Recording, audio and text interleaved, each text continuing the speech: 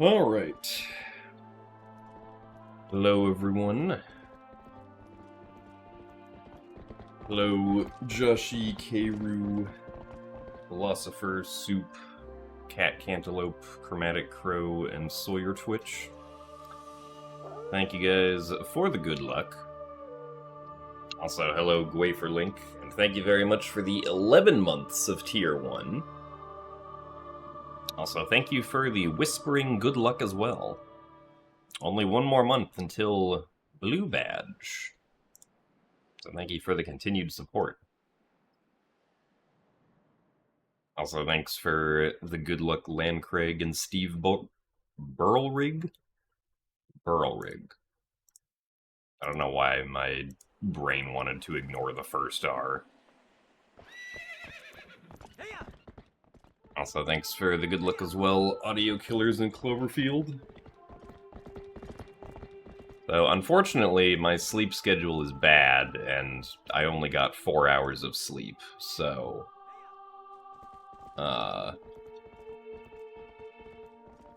hopefully we can still play well today, but,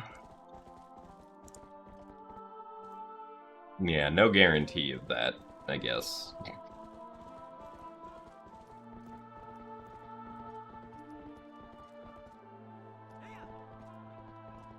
But we'll do our best.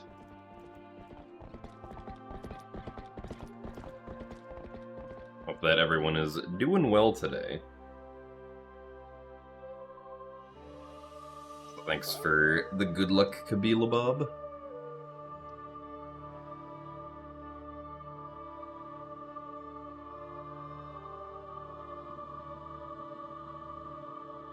You loved when you had the Bool sub badge, you had a matching color username and kept your Bool bit badge on all the time so it would match too. Yeah, I still feel like Twitch should allow you to have the, like, the option of choosing to have any of the previous, like, chat badges that you've had for, like, number of months or number of bits. Like, number of months subscribed or number of bits cheered or any other of those, kind of badges. But alas.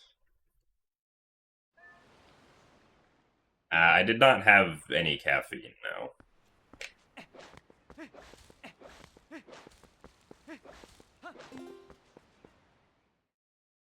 I do not drink, coffee or any other drinks that have caffeine, as far as I'm aware.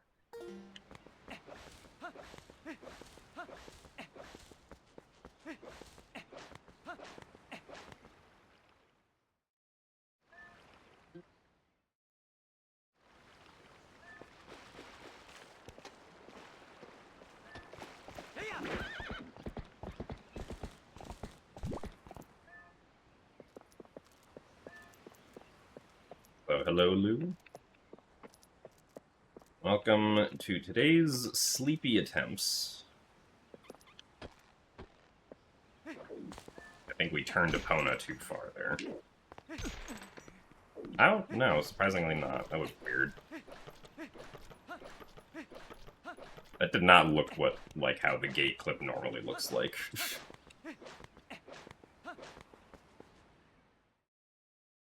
Also, thanks for the good luck, Donut Sensei.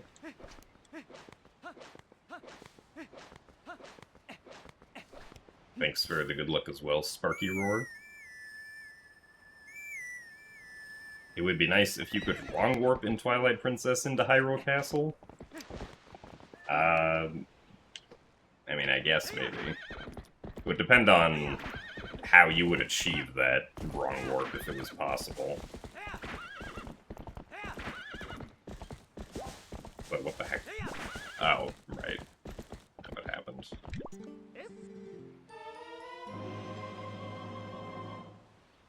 I didn't get the immediate dash when climbing onto Epona.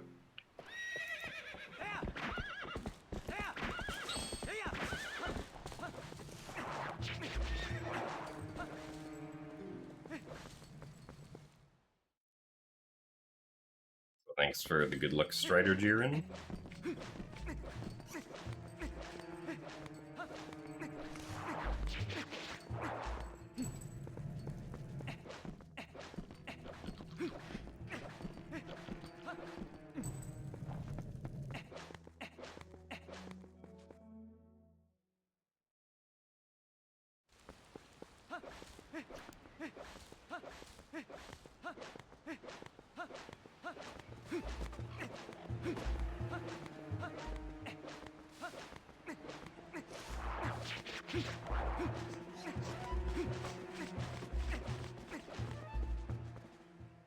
I know that there's a...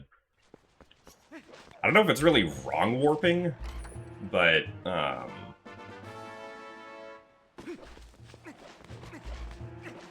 it's called Fanati wrong warping, where basically, like, at least the one instance that I'm aware of it happening is, like, you can go to an NPC named Fanati to receive, like, visions of things you may have missed in areas, I think. I never actually interacted with her, so I'm not sure of what the, like, scope of what she can tell you is, but, like, I know that one of the things she can tell you is about, like, the heart pieces in Goron Mines.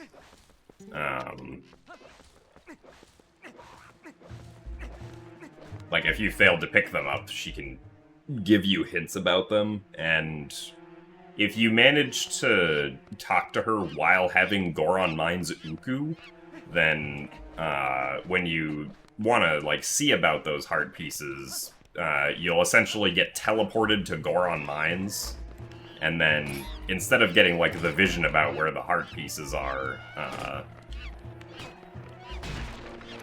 like, the cutscene of returning with Uku will take over, and you'll just stay in Goron Mines, effectively. Not that this is particularly useful, but...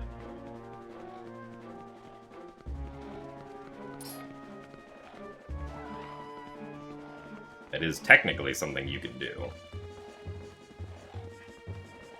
Because, like, you also have to have already been to Goron Mines first to make it work.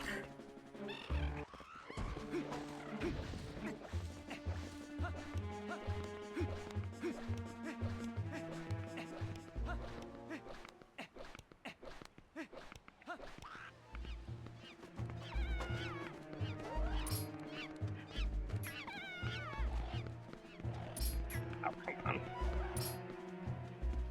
Camera was a bit off there.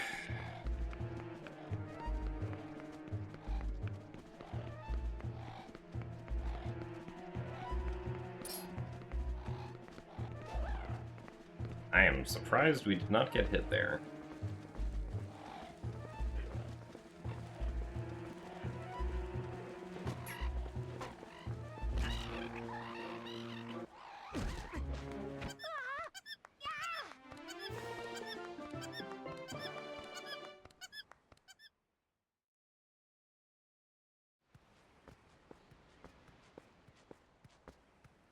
So thanks for the good luck, Enmins.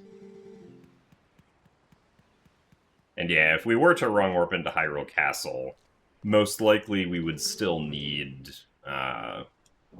Gale Boomerang, Claw Shot, Master Sword, and Ending Blow, at the very least.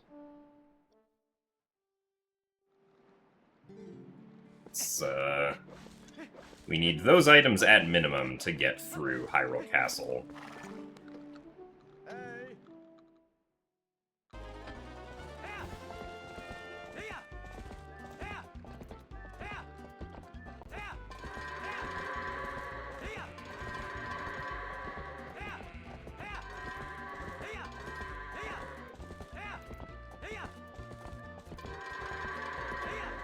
Oh, really? This guy was sensitive, and this guy wasn't. Well, not the greatest goats, but we'll continue with it.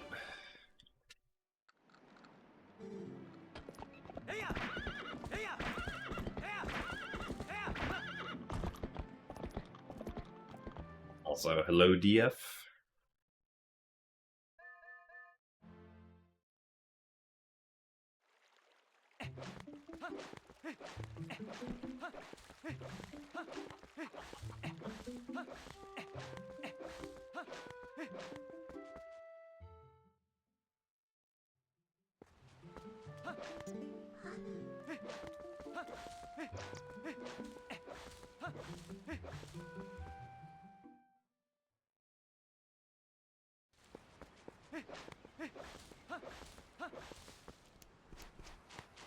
Generally, anything under 20 seconds is a really good time for goats, I would say.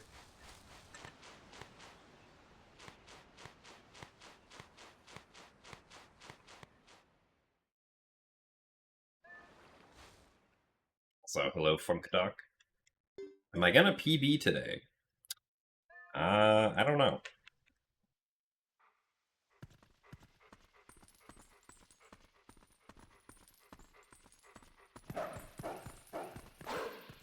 We will have to see. I love bonking against there.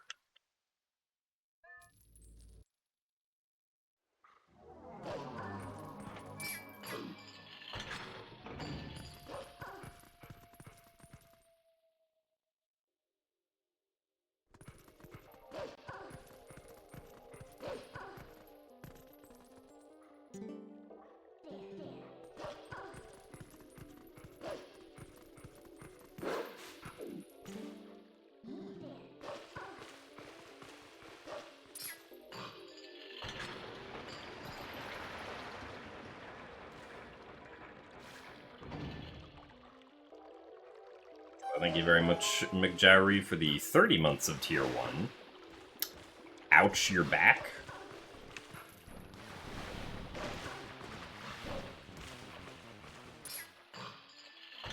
My condolences for your back.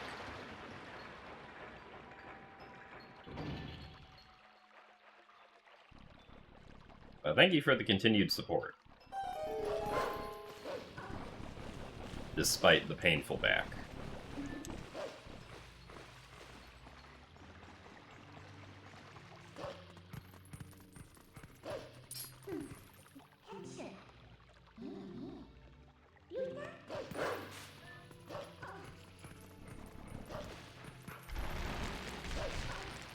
Yeah, well, at least we got the text skip.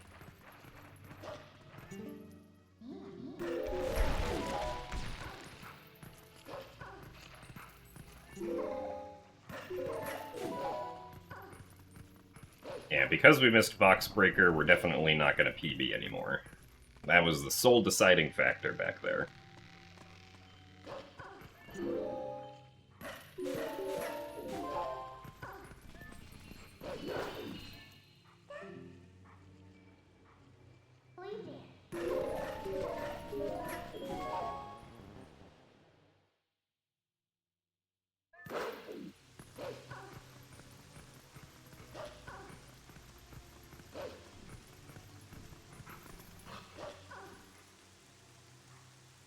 Thanks for the good luck, Jay of Spades.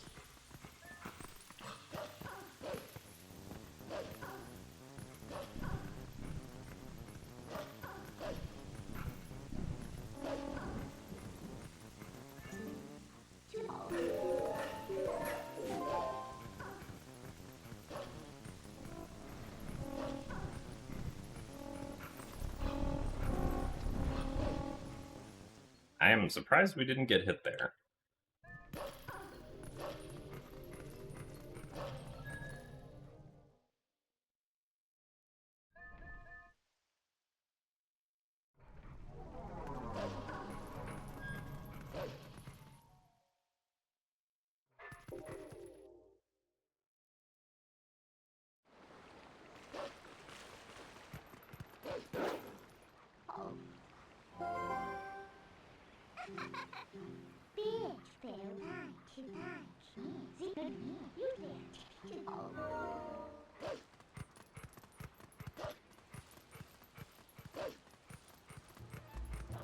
Ah, yes, this is still the first attempt of the day.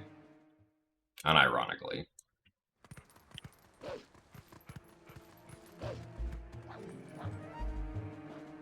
So thanks for the good luck, maybe, hero. But the cross-stitching is going well.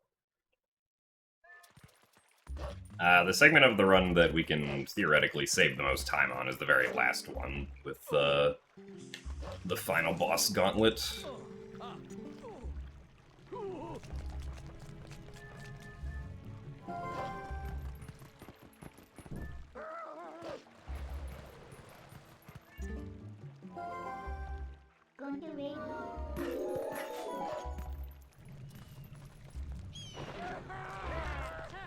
So the HD any percent speedrun skips Goron Mines, Temple of Time, and Snow Peak Ruins. It still enters Snow Peak Ruins for the ball and chain, but doesn't complete it. Really? That wasn't in the trigger? I am shocked.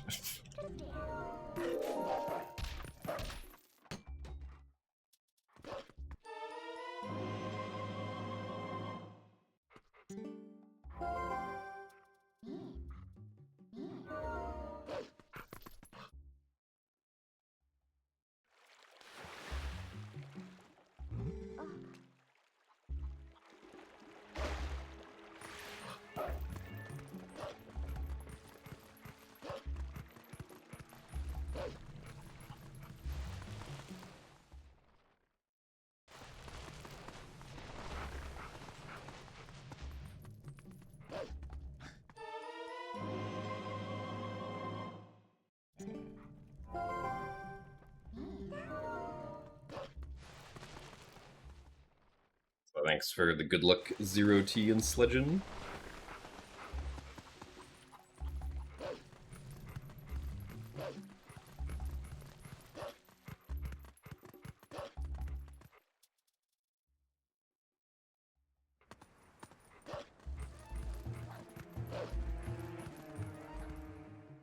Unfortunately, we're gonna lose time here.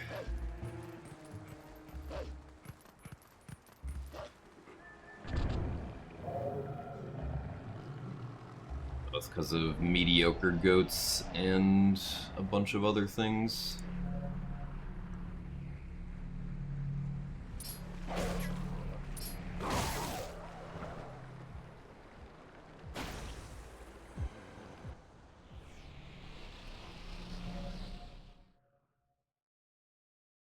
So thank you very much, Goo and Terran, for the 24 months of Prime.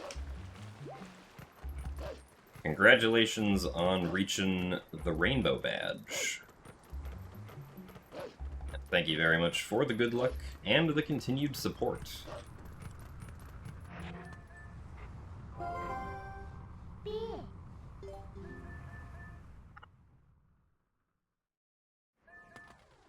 Glad that you still enjoy the speed content.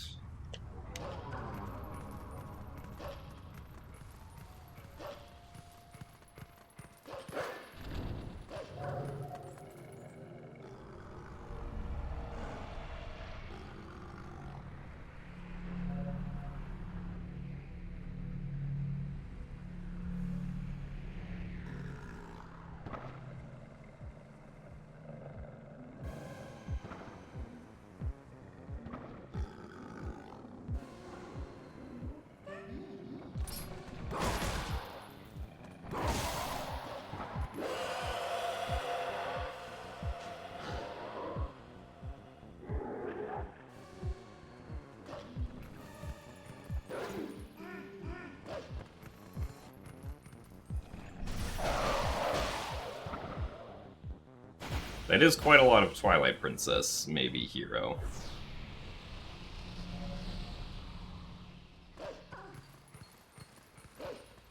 Twilight Princess do be pretty active lately, though, since the new displacement clipping tech was figured out for SD.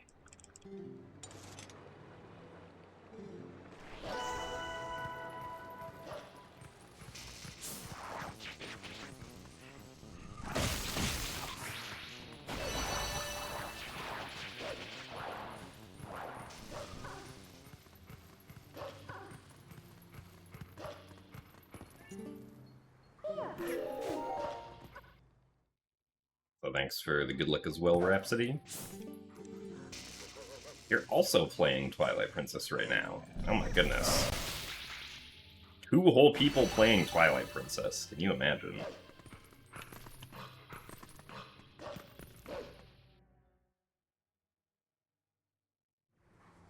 So thanks for the good luck, Boss Lady Trey.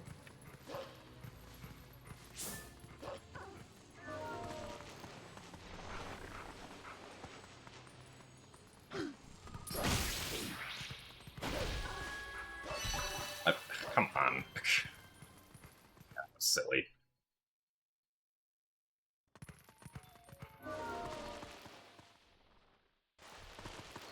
Also, thanks for the good luck as well, Apes and Hungry Plate.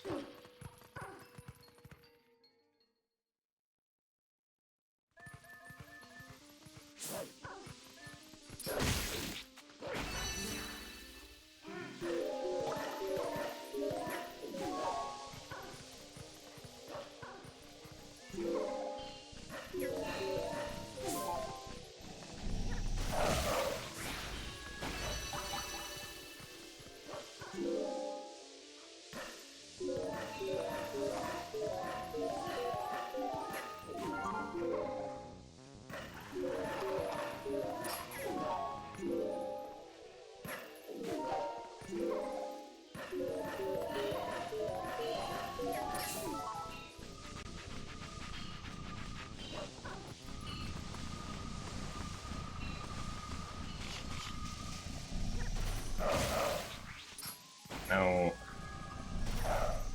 Oh. Bro. Alright, well, this is not a great segment.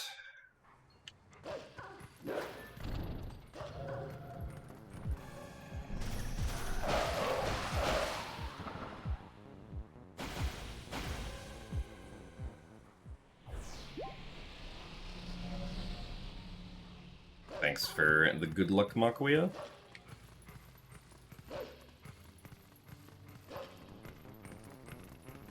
So thank you very much, Net, for the 86 months of Tier 1. That is a wild number of months.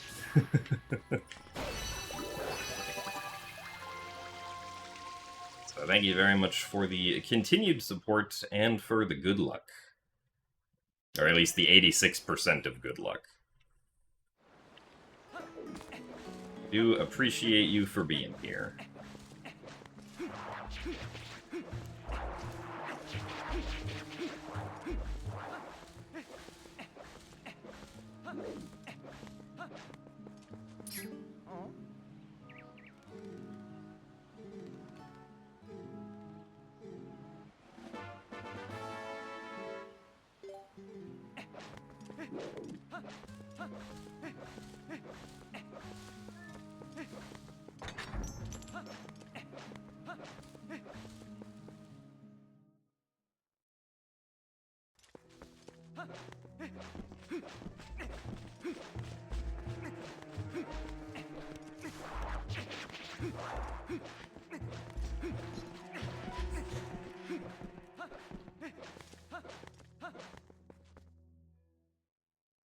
So thank you very much, Joshi, for gifting a Tier 1 sub to Marysay.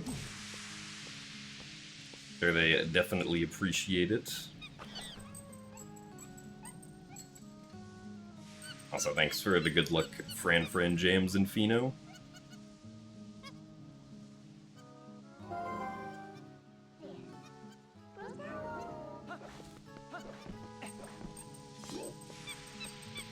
Is there any reason for the 86? No, the 86 is just a random number.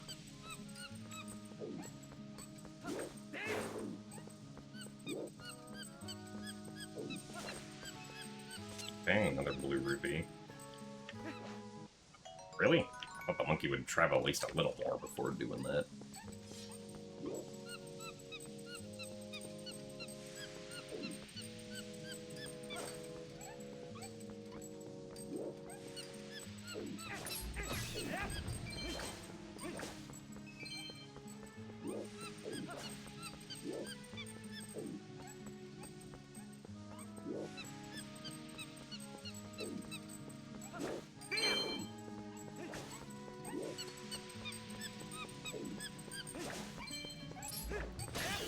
Oh, darn it.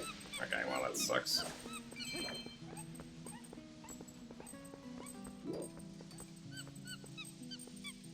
Did not want the monkey to notice the keys.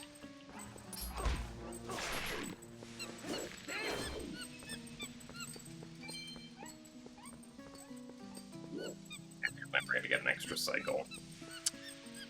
Welp.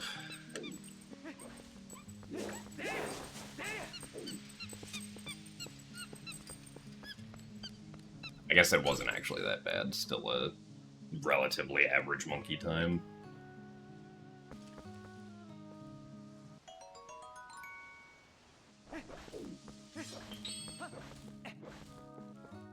Also, thanks for the good luck content.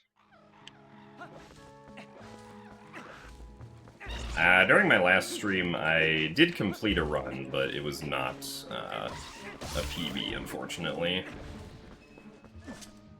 That's like 2 minutes off PB, I think.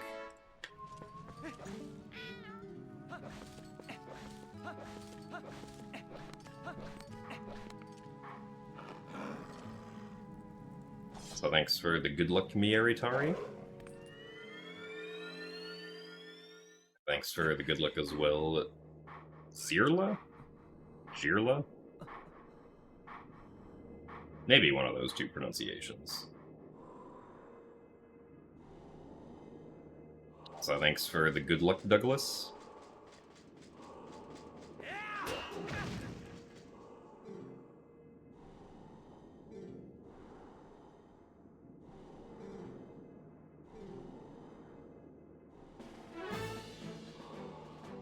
I think I would be able to defeat Dark Gymnast 86. I'm not really sure what Dark Gymnast 86 would be.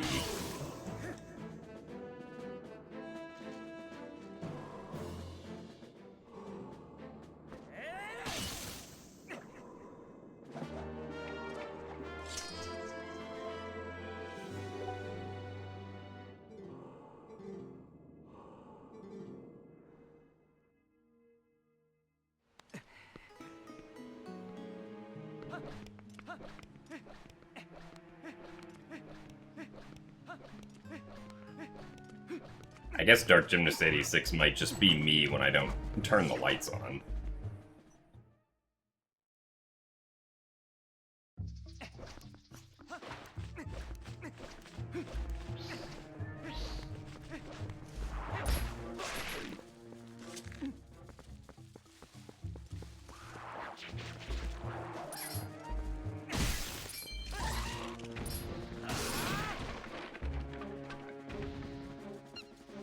So thanks for the good luck, Bloobs and Asher. Okay, we should be able to skip the spider here, I think.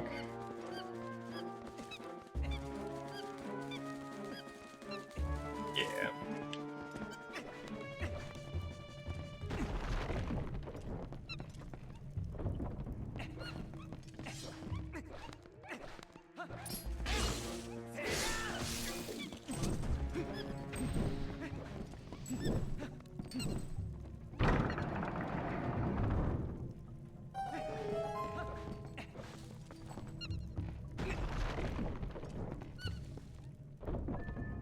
I'm gonna get the new Virtual Boy headset. I did not have plans on getting the Virtual Boy headset, no.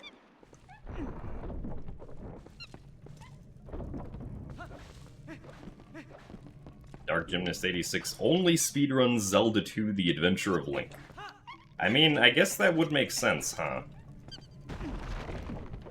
Dark Gymnast 86 is a 2D Zelda speedrunner only.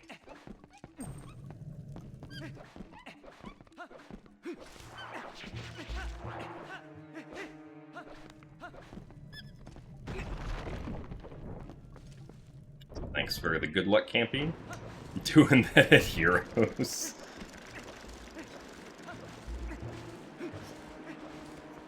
Yeah, I'll speedrun 2D Zelda games, and ZFG will run Ocarina of Time 3D.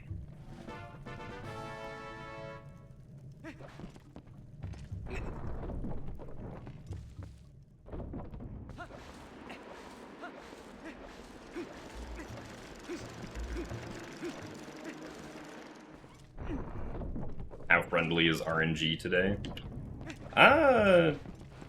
Hasn't been too bad so far, I would say.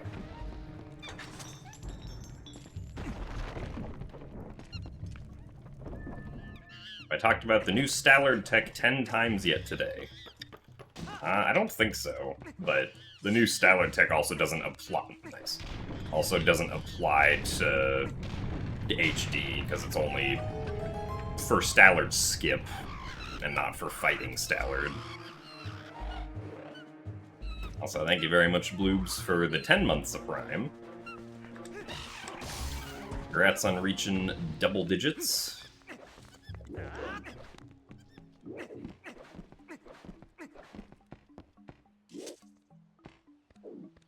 But basically, the new Stallard skip tech is just a way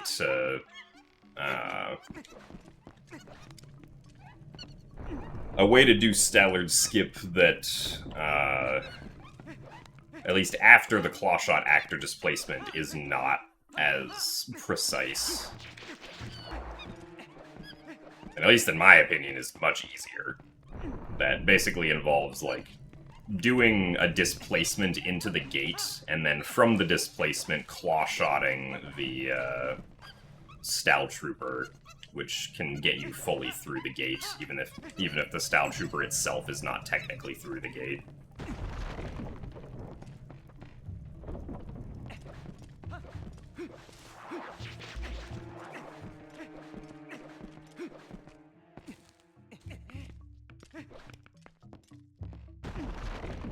Which is actually somewhat significant because it's a way to do Stallard skip without explosives. So it saves like a couple minutes in no save and quit.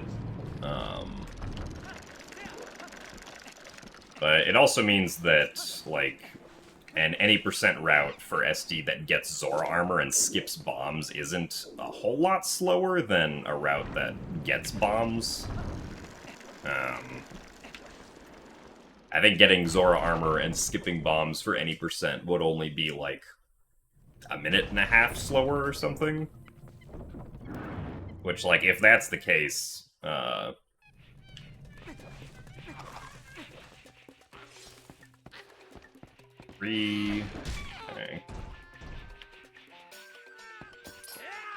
Like, if that's the case, then the next time I do the 3D Zelda challenge, I might honestly just get Zora armor in TPSD. 5, 6, 7, 8. Okay, well, that sucked.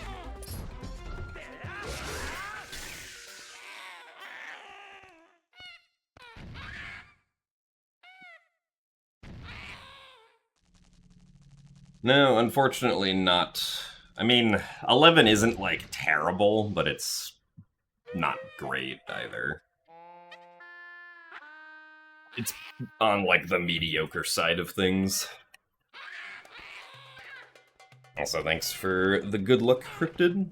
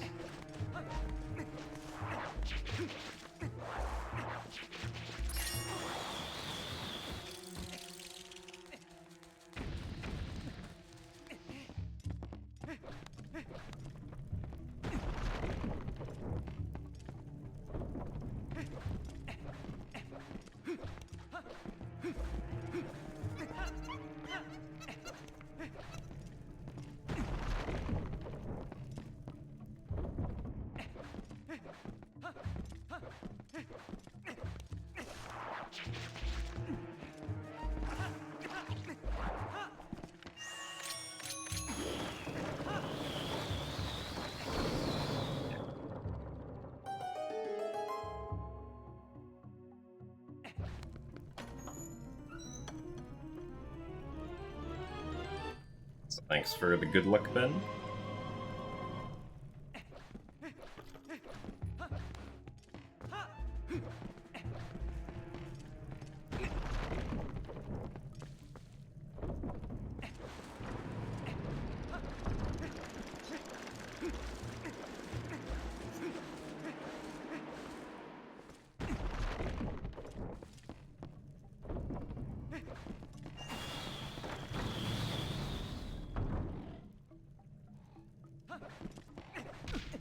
Nice. I don't remember the last time that I accidentally bonked on that.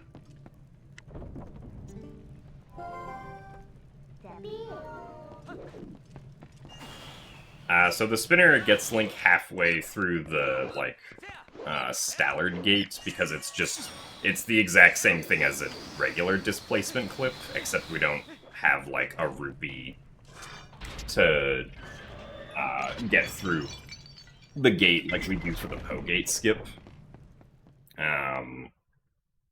And the spinner specifically only works in that room because the spinner speed is increased in the Stallard room to be very fast. Because normally the spinner does not have enough speed to do that. Unless you did it off of, like, a spinner rail that gave you speed.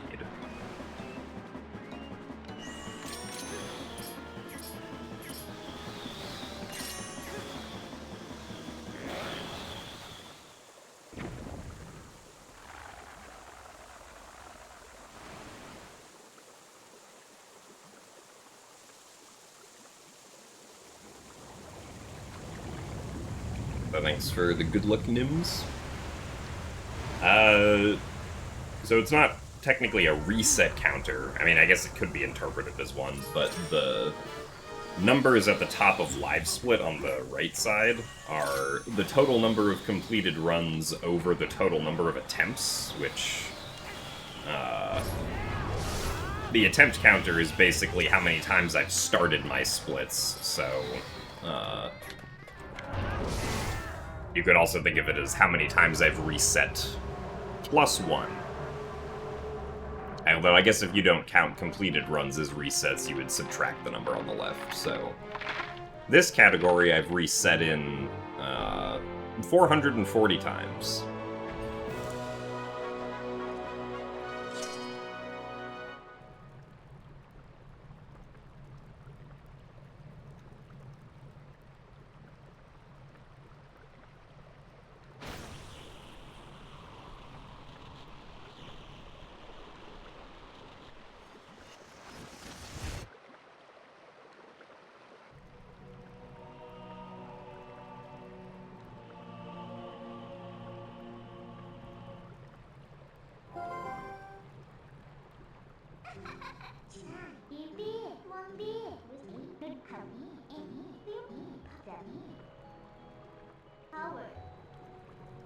Howard.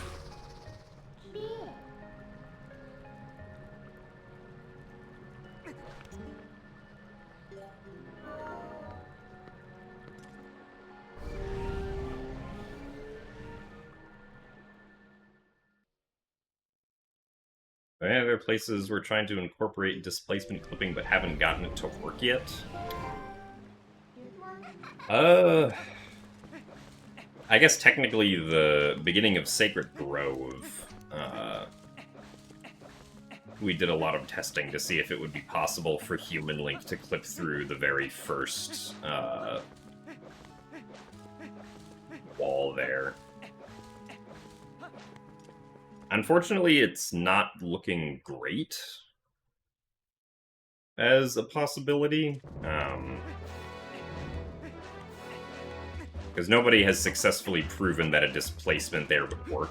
We do have, like, a rupee that we'd be able to use.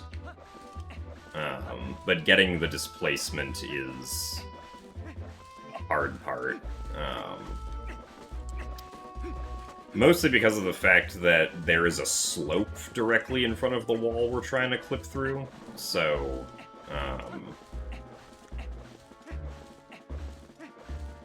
like, we can't really do... Or, like, doing the roll stab method doesn't technically seem to give us enough speed to get the displacement.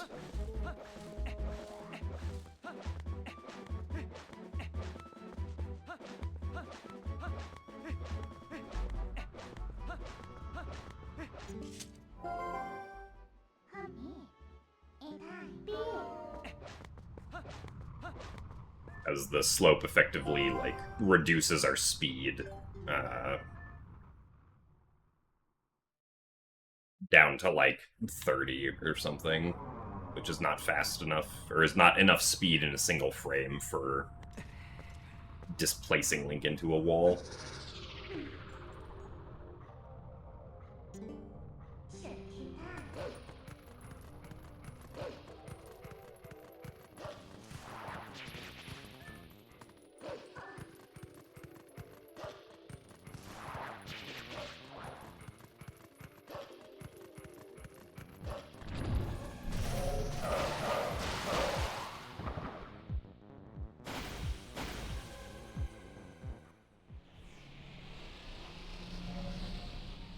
Snow has finally melted in your area, and you saw the ground for the first time in a month. That is pretty wild.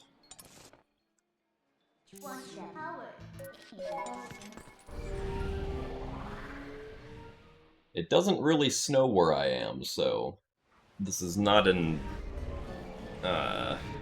experience that I am familiar with.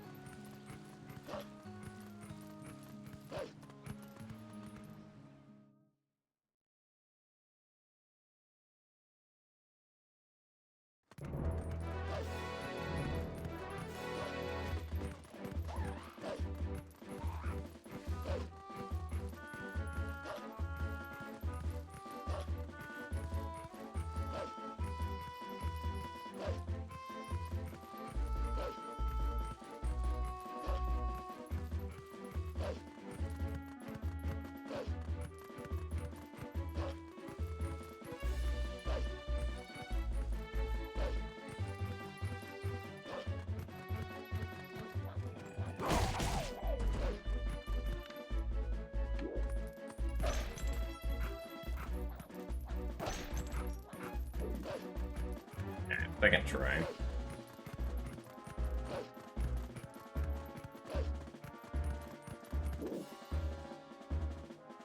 Well, thanks for the good luck, Niels Jansen.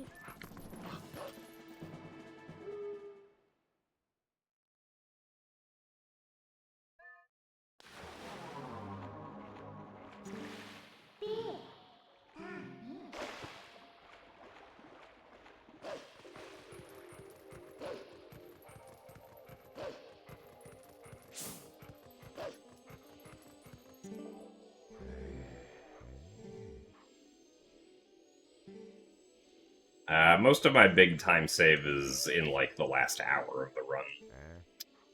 In, Palace of Twilight, Temple of Time, and Hyrule Castle.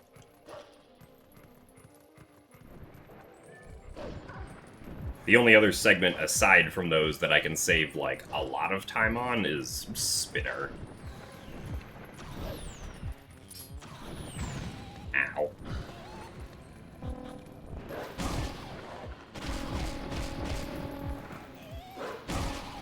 I'm worried that we would be too low there.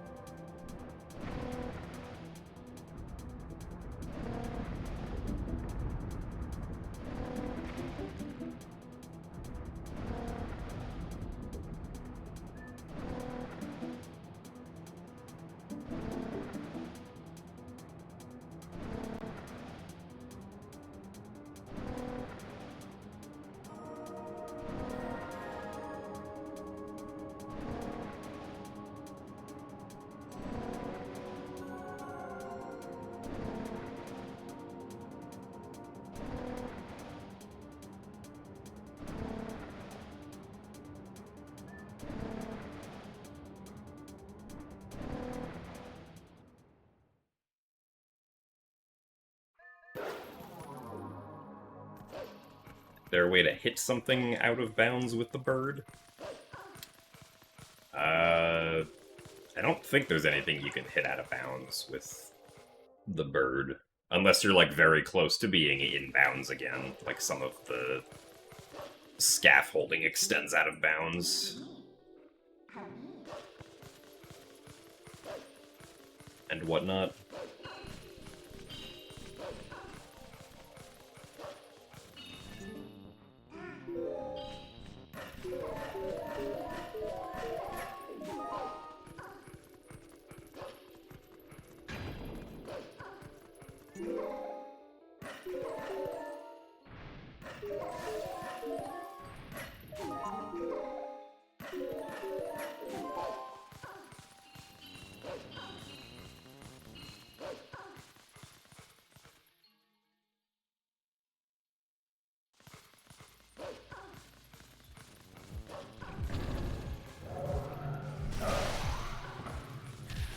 Ah, nice.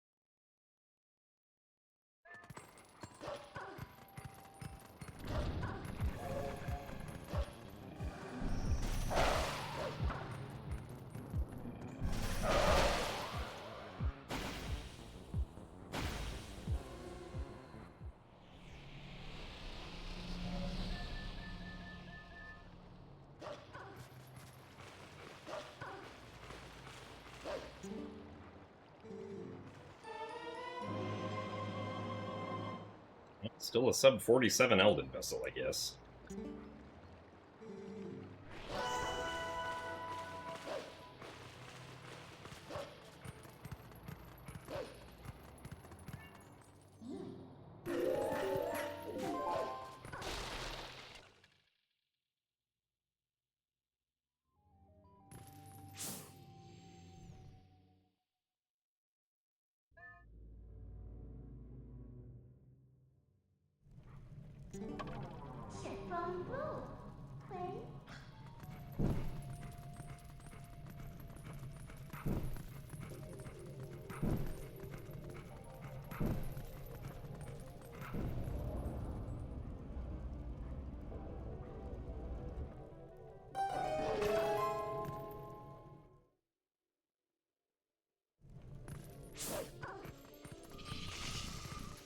Darn it.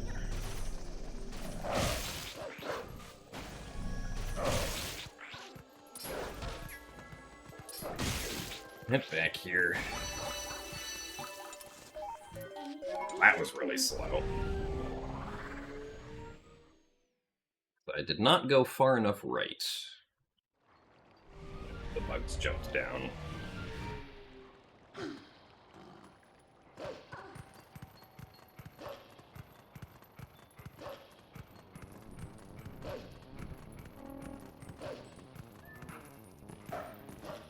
But thanks for the good luck, Narwin. We never had, and I can't believe I just missed that moment. Yeah.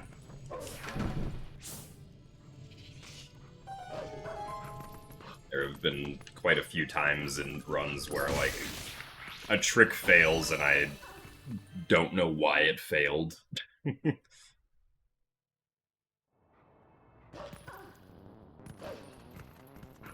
Even though, like, I was 100% confident that the trick would work.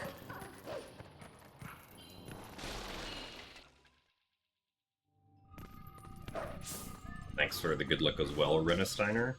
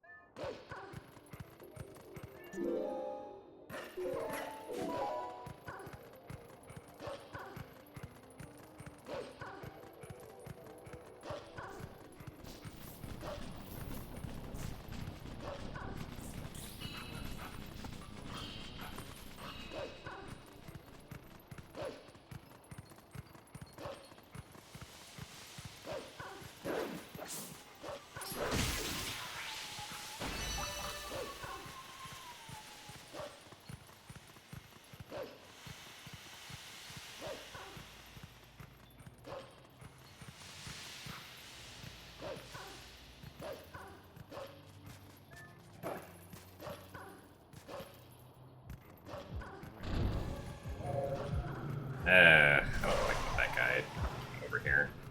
Ah, okay, actually, this isn't too bad. Yeah. Should still be able to make the vent cycle.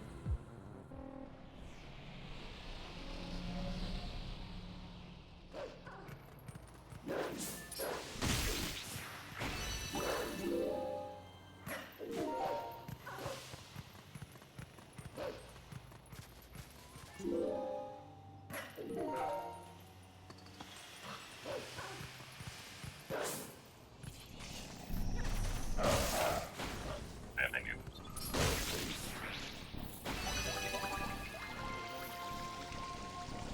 Biggest mistake was just the basement bugs, but aside from that, most things were fine.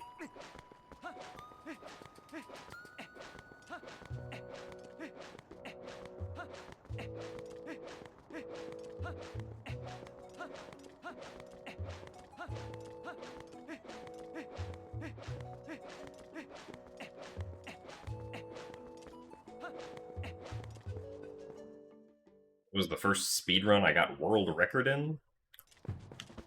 The first Zelda game I got world record in was Wind Waker HD, because I did runs right when it came out.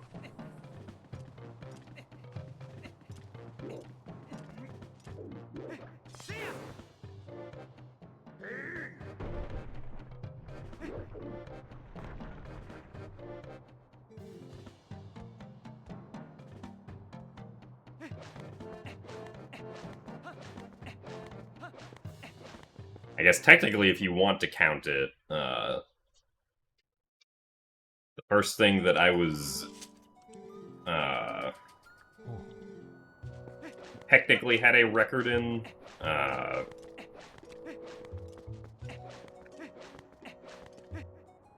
was the Donkey Kong's Crash Course Nintendo Land game, where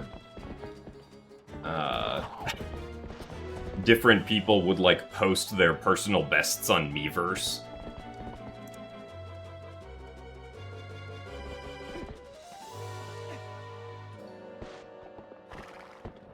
And I discovered a glitch that saved 10 seconds in the first, on the first stage of Donkey Kong's Crash Course.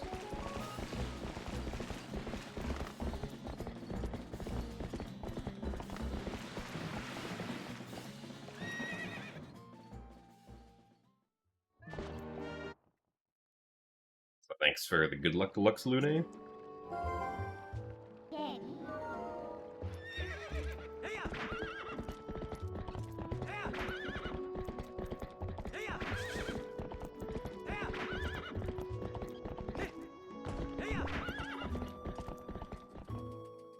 What got me into speedrunning? I started speedrunning at the suggestion of, or I got started speedrunning when I was 14 at the suggestion of someone else who I played Minecraft with at the time. Who saw Narcissa Wright doing a Wind Waker speedrun and was like, oh my god, this is so cool, we should speedrun too. And I was like, alright, well, I guess we can try speedrunning.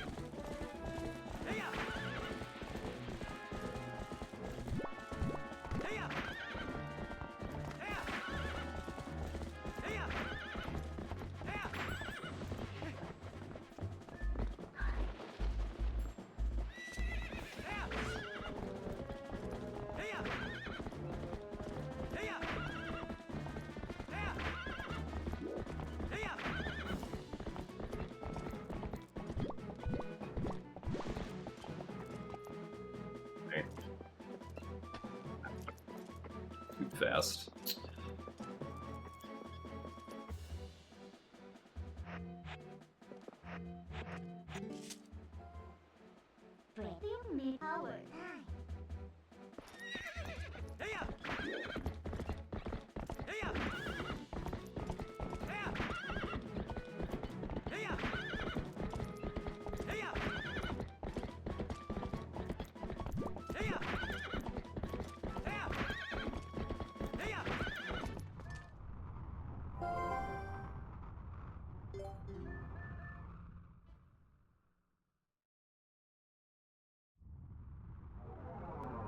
No, the person who suggested we start speedrunning together doesn't speedrun anymore, as far as I'm aware.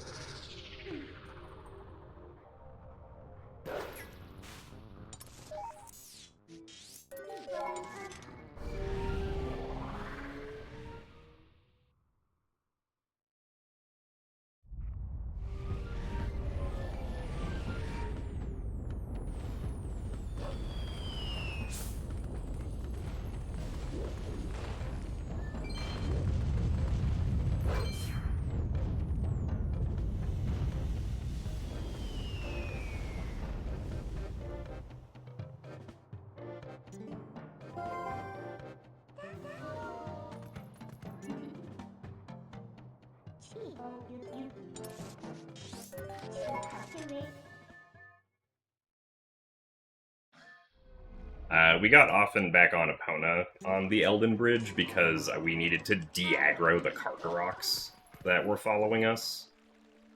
Since if they continued to follow us, they would mess us up when we tried to set up for the Midna Dive.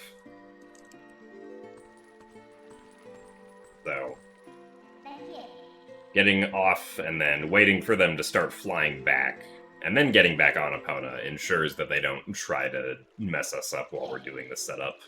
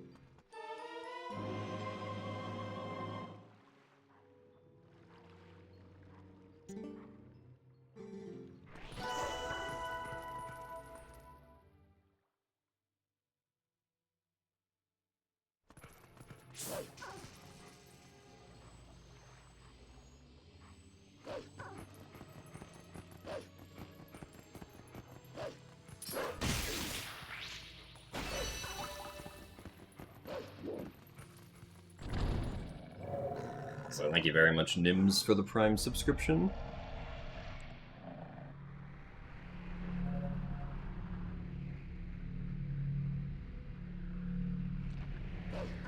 Do appreciate the support.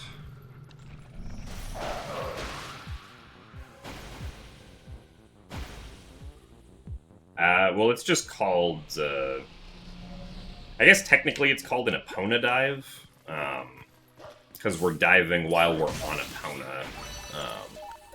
And there are other ways to achieve it aside from calling Midna, but calling Midna is the most convenient for the run because it doesn't require getting any extra items.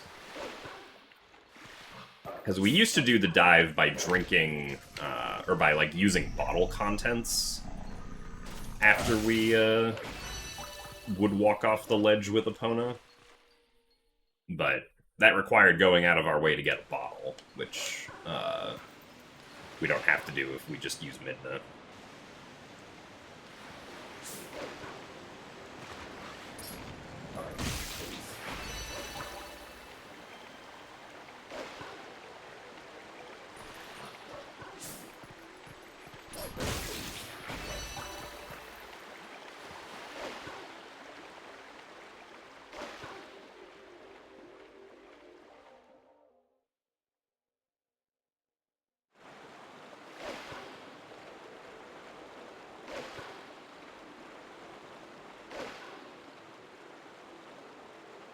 Thanks for the good luck, Canebot. Something I really like to do offline. I mean, offline, as far as, like, not being part of the content I produce necessarily, is I do help with Zelda, or like some 3D Zelda randomizer development. At least fairly frequently.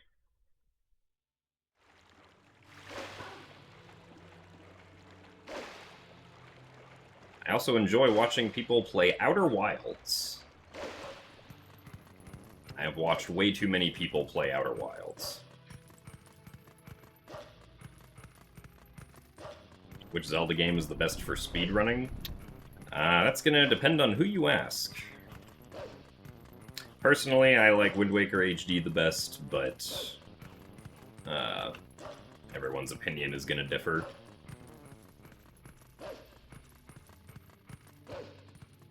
So thanks for the good luck, Becca Joyce.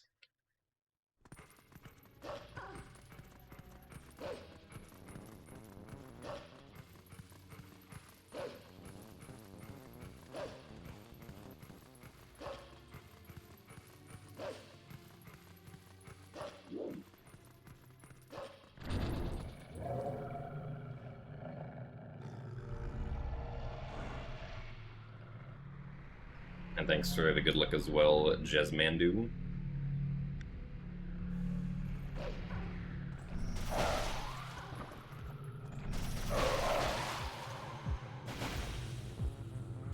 I like to be wearing a hat.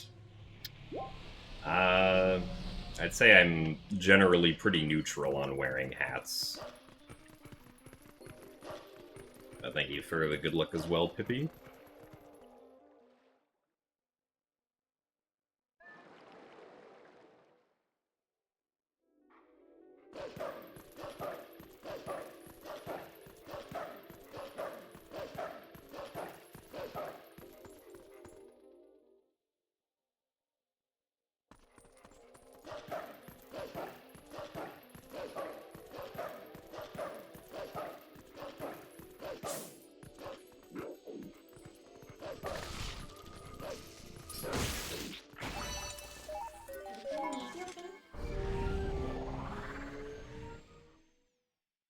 Can I recommend a console to start learning speedruns on?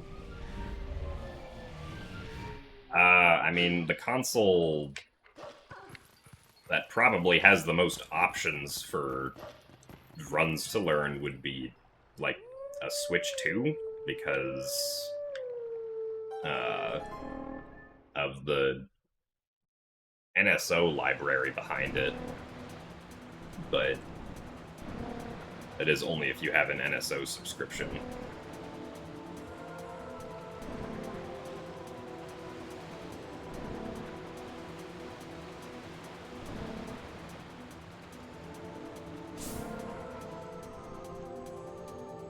Along with all of the just, like, games that run on it to begin with.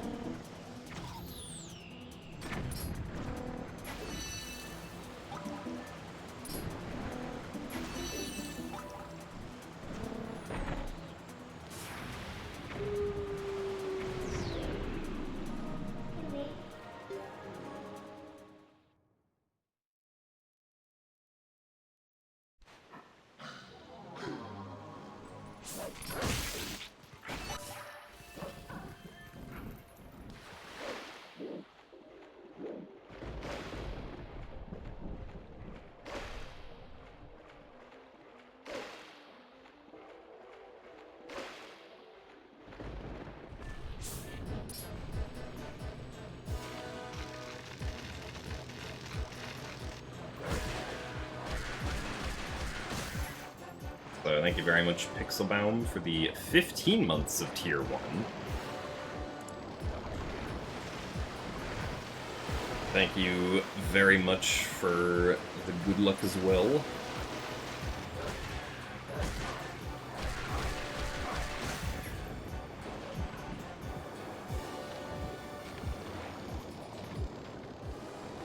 My favorite food? I guess probably salmon.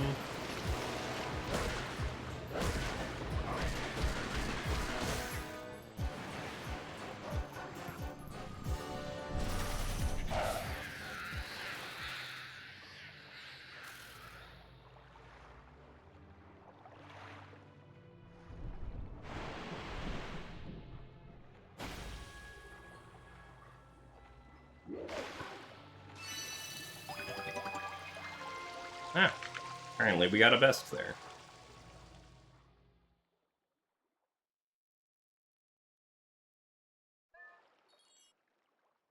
So thanks for the good luck, AMD.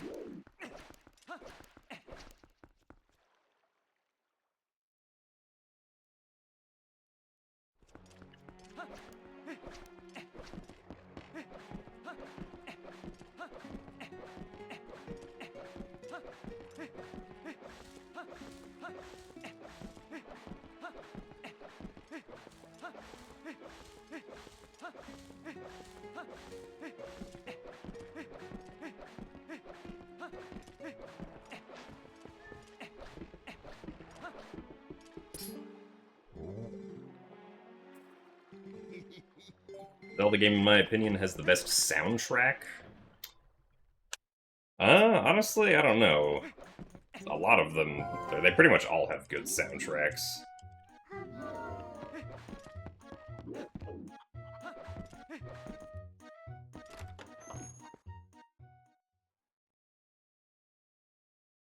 Like, Wind Waker, Skyward Sword, and Spirit Tracks would probably be my top 3, though.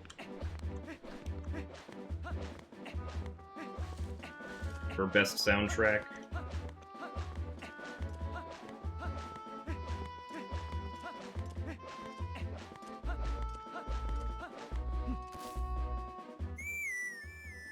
Thank you for the good luck, though, Desto Games and RXB.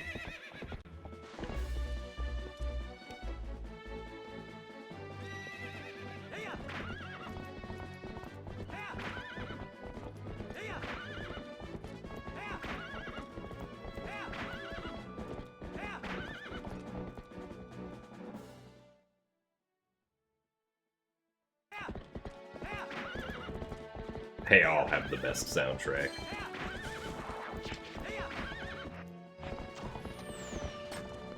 And this is also a valid opinion.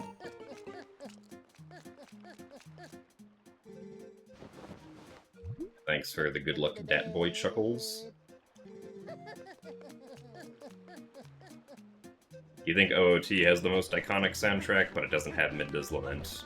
That is true.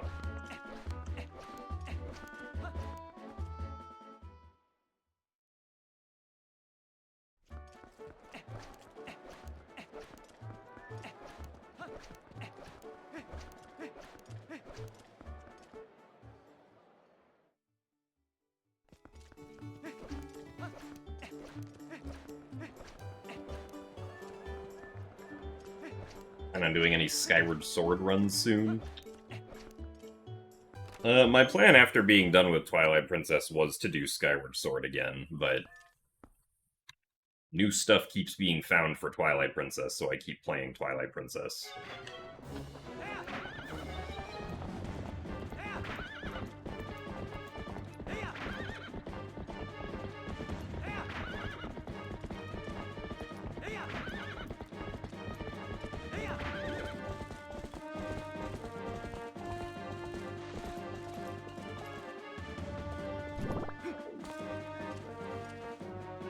Okay.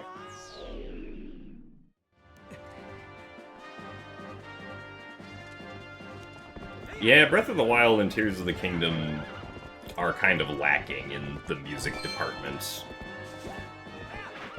It's great when there actually is music, but most of the game just kind of has ambient background noise, and not like the kind of background music that other Zelda games have.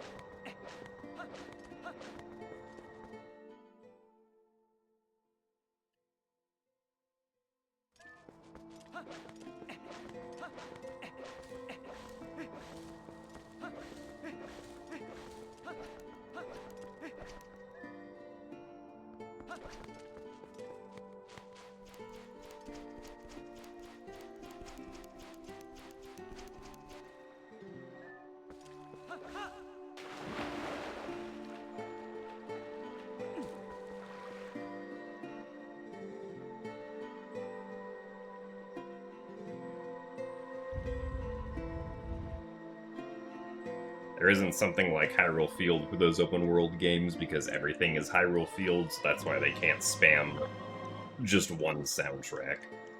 I mean, I suppose that's true, but like, you can have, you know, different soundtracks for different environments, like how the ambient background noise is also different for, like, the different environments. And is also, like, different at night and whatnot. Granted, I don't really know anything about,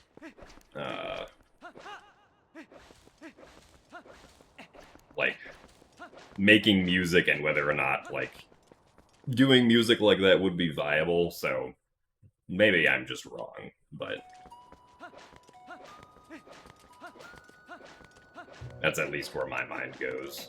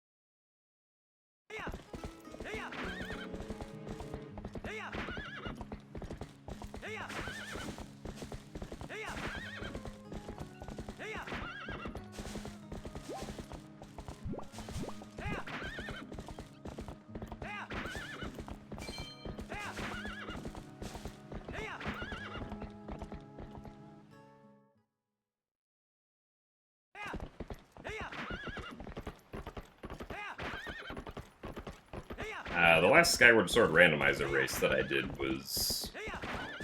I think it was fun. I did win. I don't know if the seed was particularly notable, though.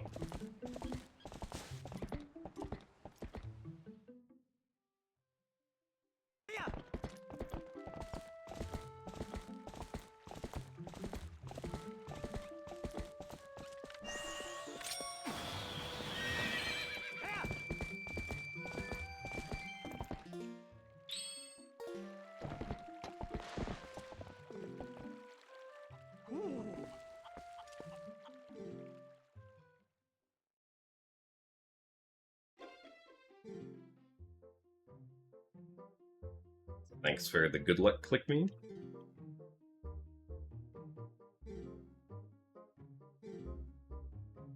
I'll say, at least for me, when I played Tears of the Kingdom, like, Tears of the Kingdom felt different enough to me that, like, I wouldn't consider it to be DLC, personally. Or that it, like, feels like DLC. Like, it feels like a completely separate game to me, even if it takes place in the same world as Breath of the Wild.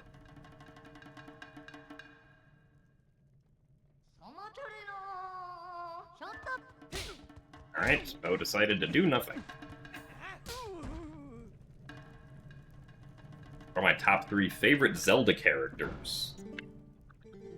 I mean, Tingle and Groose are part of that. I don't know what the third one is.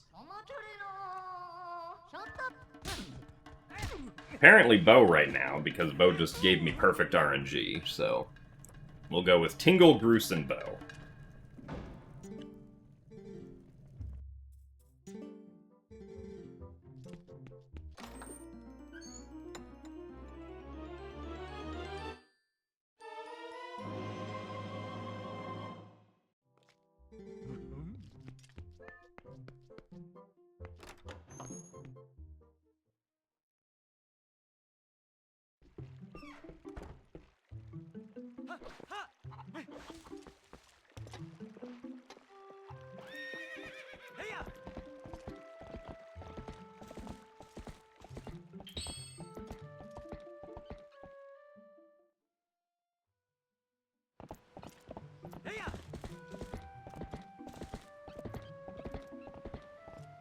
Your issue with Tears of the Kingdom is the complete lack of preservation or even acknowledgement of any of the shrines from Breath of the Wild.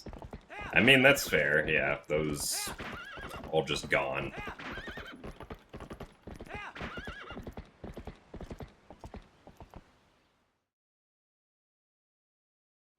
Much of this run is RNG.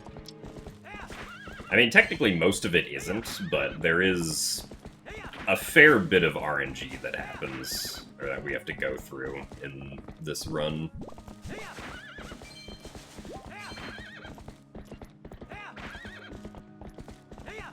Unfortunately, a lot of it is, like, in the second half, because we have, like, the bubbles in Arbiter's Grounds, Armagoma, Puppet Zelda. Just general enemy AI.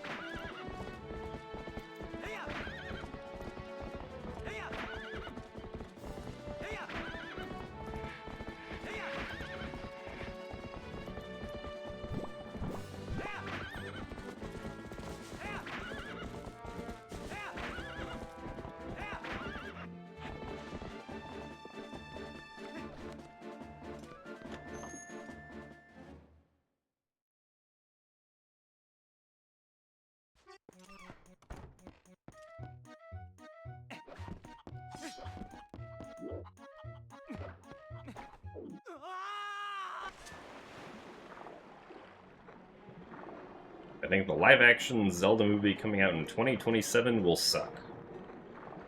I don't think I can make any judgment on it until I, at the very least, see a trailer, and even then, I wouldn't really be able to necessarily make a judgment on it based on the trailer.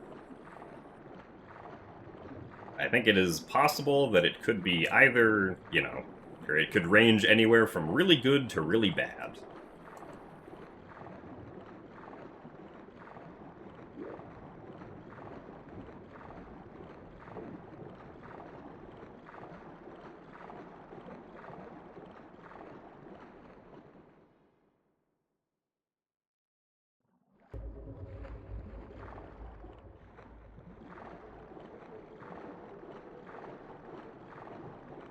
Any plans to speedrun it? I'm not really sure how we'd speedrun the Legend of Zelda movie, but...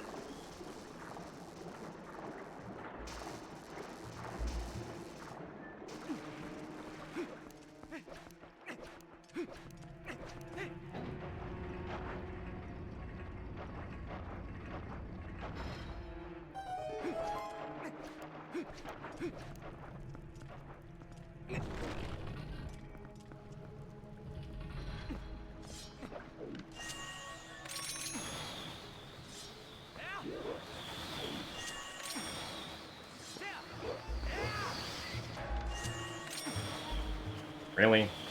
Got on the slippery bit? Cool.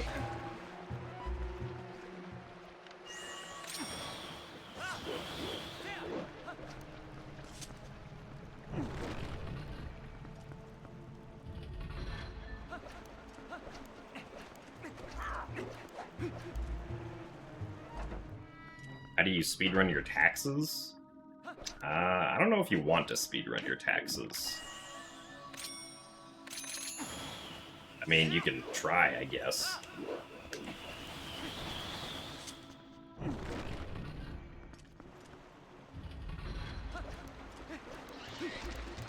The Armagoma RNG is not changed in HD, no.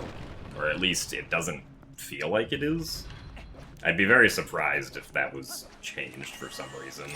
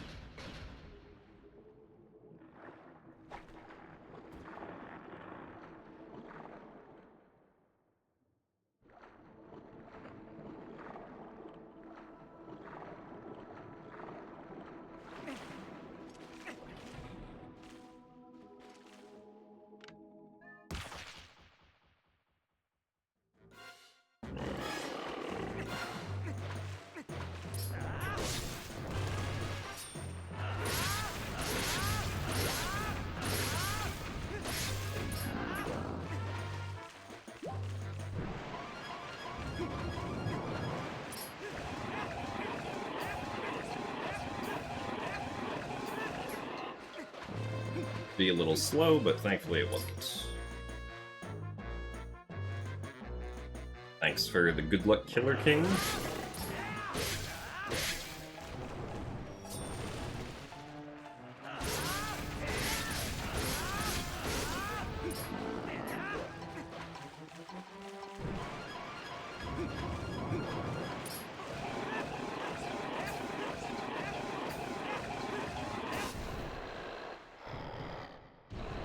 Well, unfortunately we had that mistake in the second room, so we're not saving time here.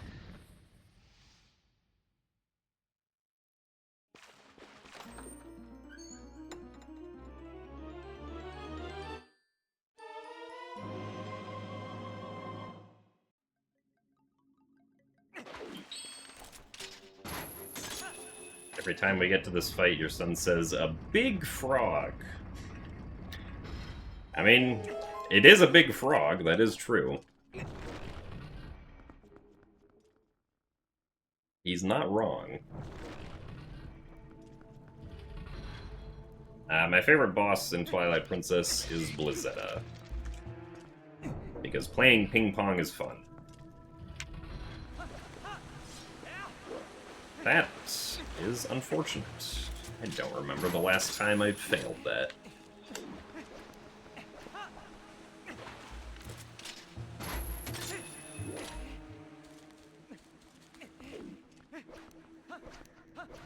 Evidently, I held too far right.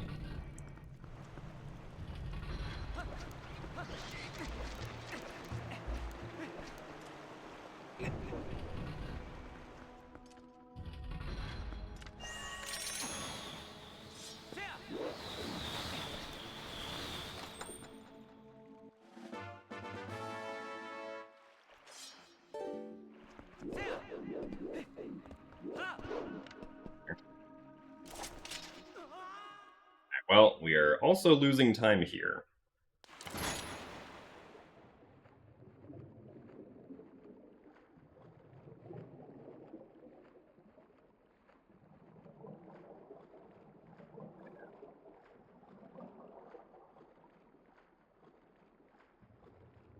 How was the run?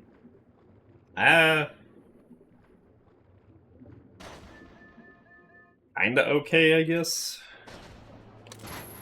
I'm gonna be like over 40 seconds behind after Lake Bed here, which,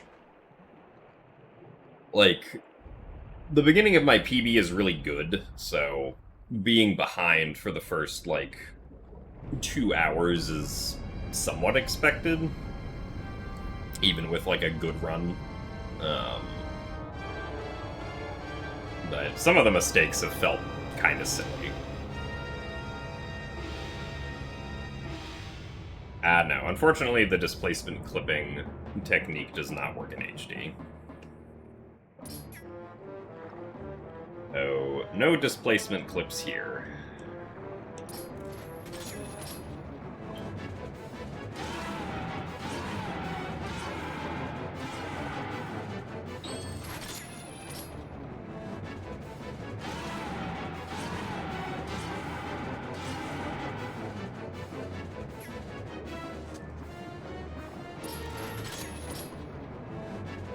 You asked about the RNG, and immediately after your coworker asked you a question.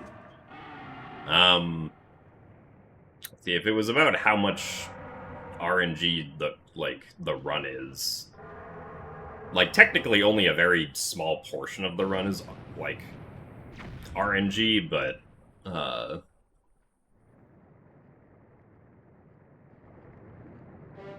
like, there are a lot of individual places where RNG can lose us time.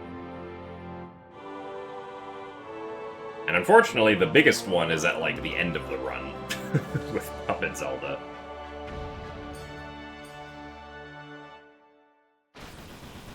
There's also quite a lot of it in the second half of the run, or, like, some of the bigger ones are in the second half of the run, like the bubbles in Arbiters and Armagoma and Puppet Zelda, like I mentioned.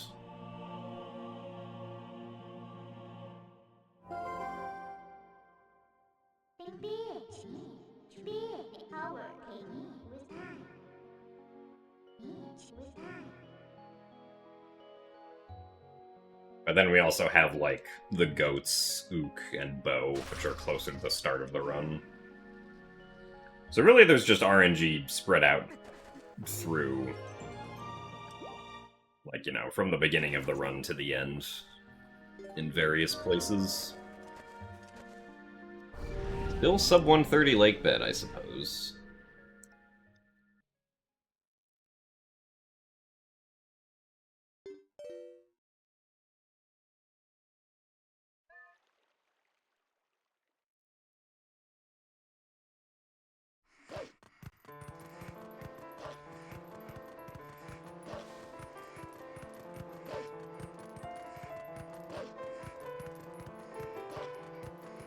I mean, I have gone into Puppet Zelda, like, a minute and 15 seconds ahead before, and not PB'd by 3 seconds because the Zelda RNG was just that bad.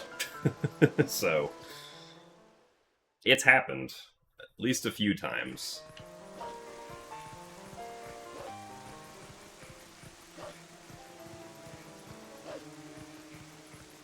What game would I like to re-experience for the first time again? I would like to re-experience Outer Wilds for the first time again. Outer Wilds is my favorite video game ever.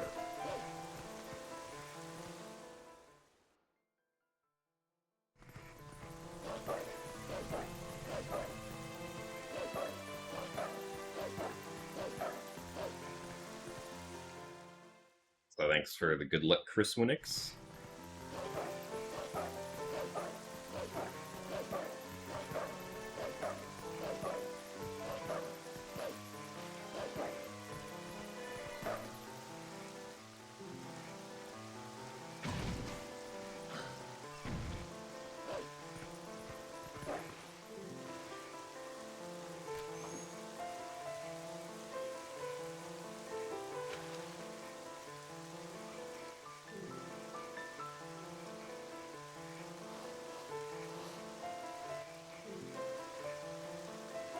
Is the speedrun record based on a single start-to-finish playthrough, or is it the sum of all the best segments? So speedrun records are always, like, a single start-to-finish playthrough. The sum of best segments is the combination of all the best segments, but that is not what the record is. That's just what an individual runner's sum of best segments is.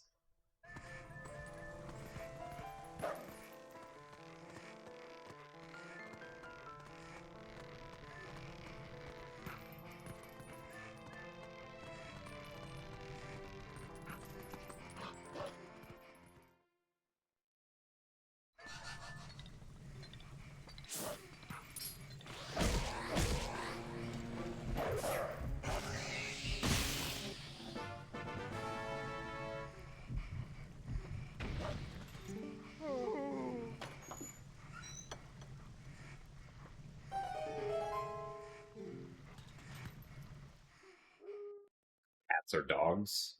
I would definitely say that I'm more of a cat person than a dog person, but both are good.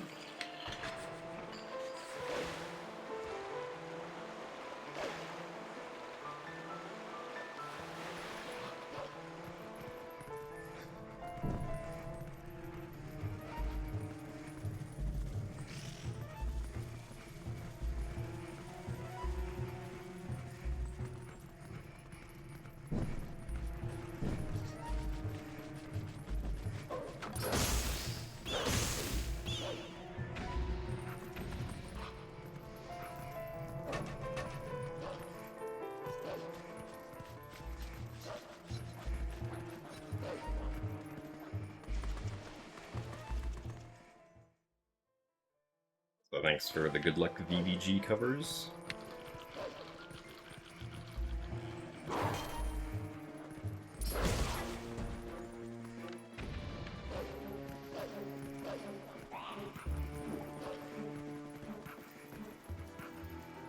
Huh?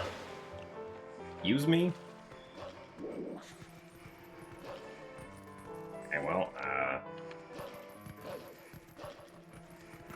not sure how we missed the rope, but apparently we missed the rope.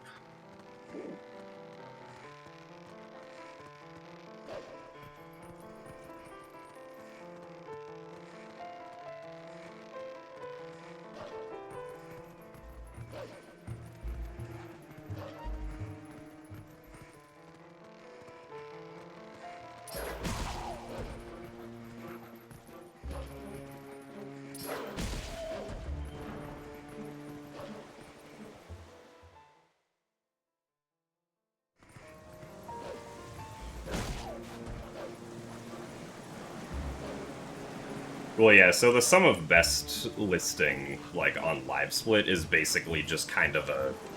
In theory, this is how low the run could go.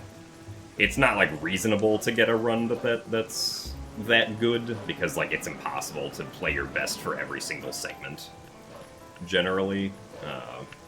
Like, once you've whittled down your sum of best segments to something that's good.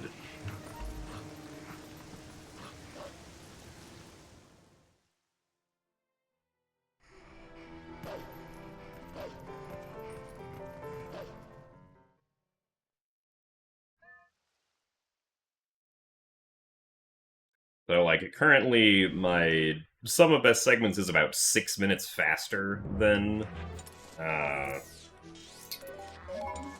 what the current record is. And generally, at least, like, for Twilight Princess, or for Twilight Princess HD, I would say that for me personally, I think that it is reasonable, or that it is reasonably achievable to get a run that only loses 1 minute to my sum of best per hour of gameplay. So, effectively, that would be a run that only loses about 3 minutes and 50 seconds to my sum of best over the course of this whole run, right?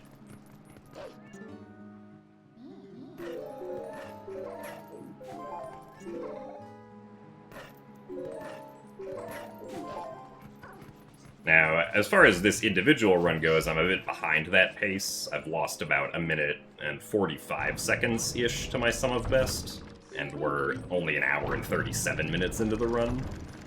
So, currently this run is not keeping up that pace that I would hope for. But it's only, like, a little bit behind it, so...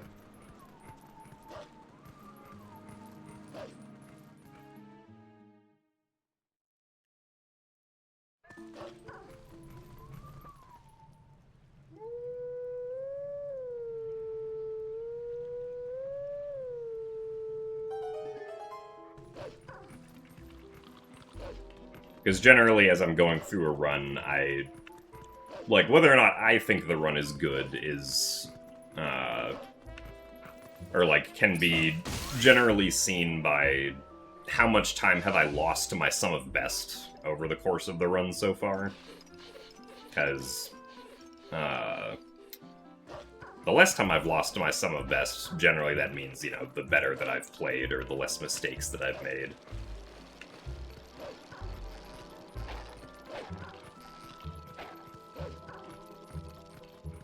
Hey, Gymnast, welcome to the stream. Oh, well, thank you. Glad to be welcomed as part of the stream.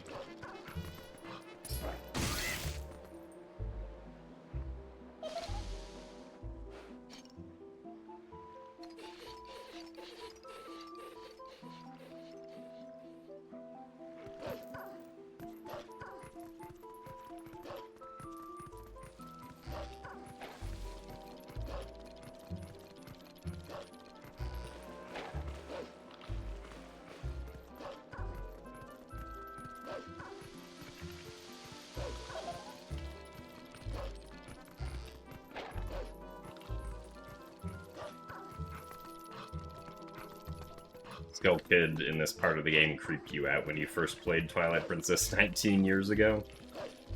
Yeah, it's a little bit of an unsettling smile. That never changes. Even when Skull Kid is emoting angrily.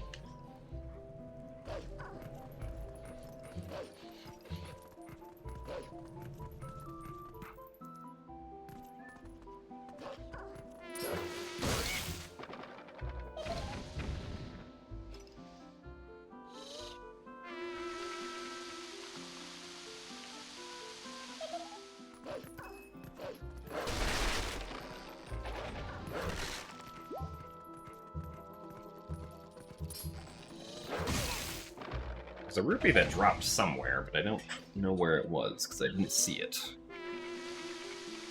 Granted, it was only a green rupee, but... it'd be nice to get, instead of all these hearts.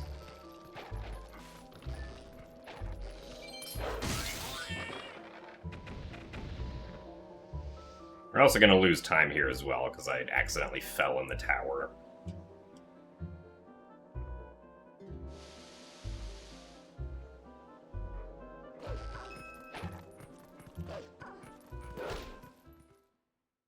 You don't enjoy this stream much when Jim's not here? Yeah, that's fair. I also tend to leave stream when Jim is not here, so I understand.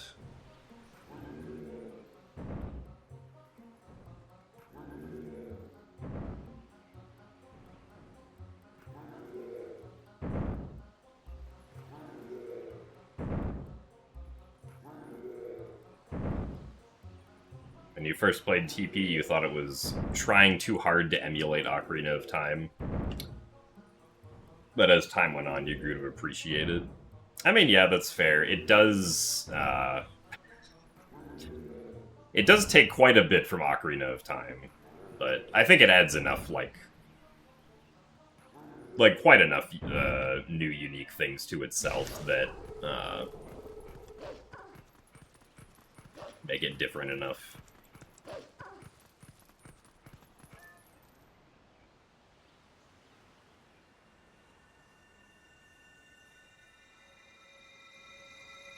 Oh.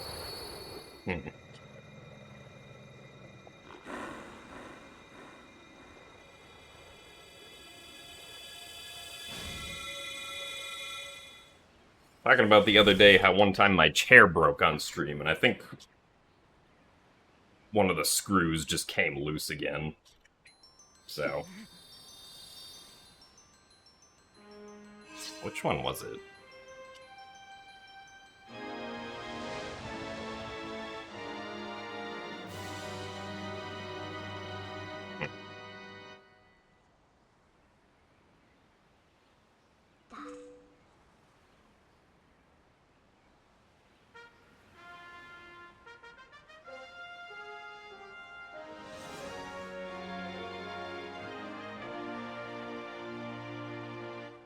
So thanks for the good luck, Tommy Earl.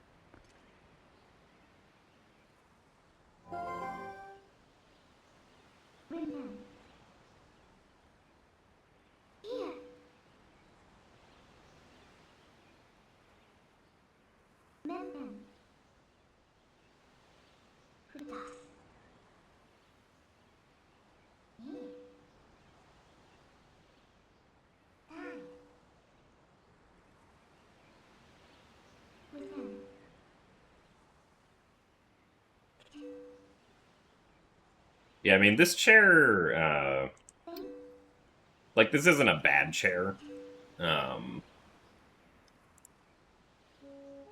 it is, like, somewhat old, and I've definitely strained it in ways you're not supposed to by sitting in it in ways you're not supposed to.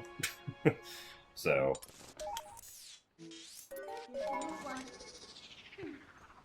I'll have to find the Allen wrench, which I think doesn't look like it's in there. The Allen wrench is somewhere to tighten the screws on the chair again.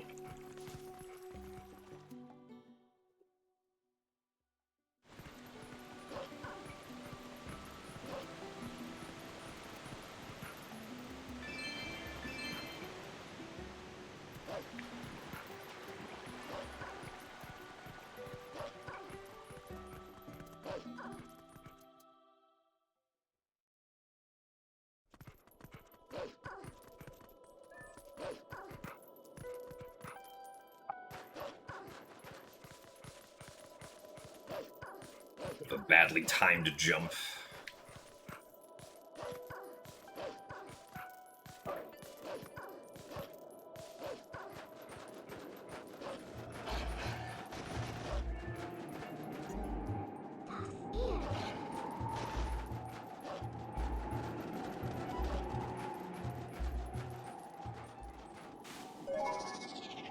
Alright, let's see if we can do the stupid trick today.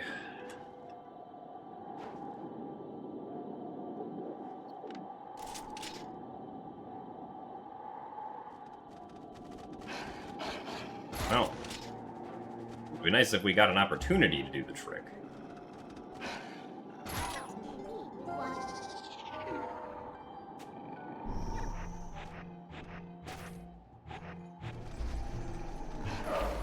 Okay. Thankfully, the guy on the right did not try to run towards us quicker, because that could have potentially ruined it, but I will happily take only losing, like, 10 seconds to that.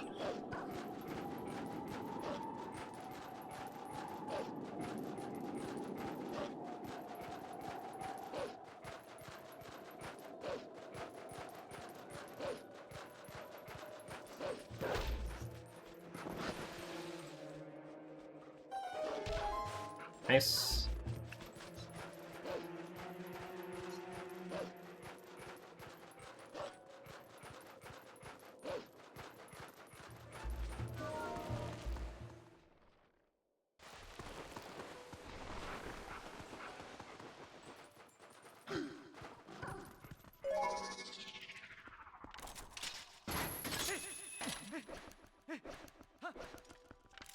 So since I last did Skyward Sword speedruns, there are some improvements for pretty much every category that I would speedrun. Because there's a faster way to enter Farron for back-in-time interactions called Fast Farron Bit.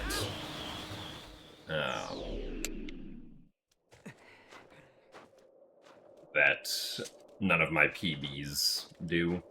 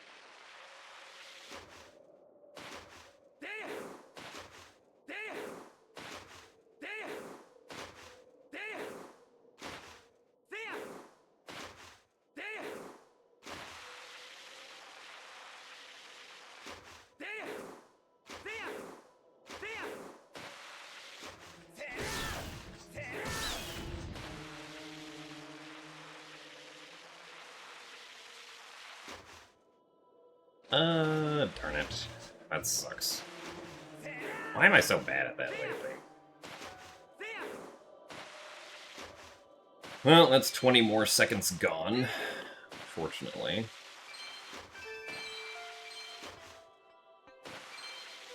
Due to not getting those treetop rupees.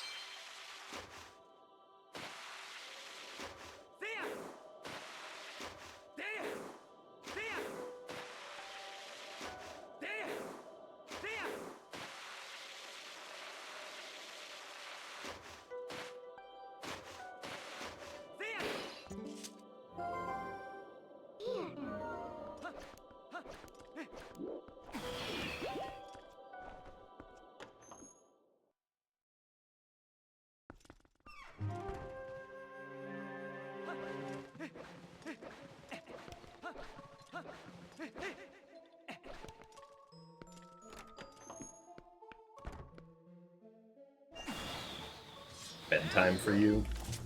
Well, tomorrow is Tuesday, and I generally do not stream on Tuesdays, so I would not expect a stream from me tomorrow. The next stream you can expect would be Wednesday, assuming that,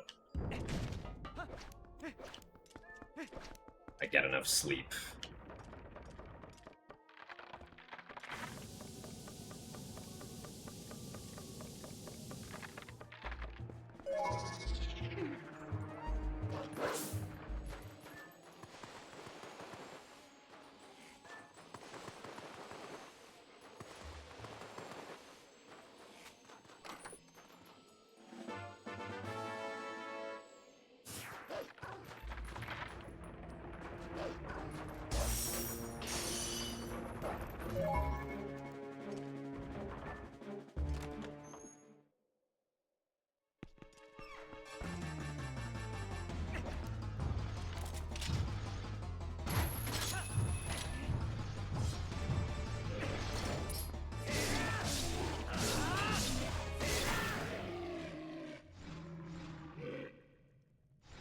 See you later, Niels Jansen. Thanks for watching today, and hope that bed is comfy.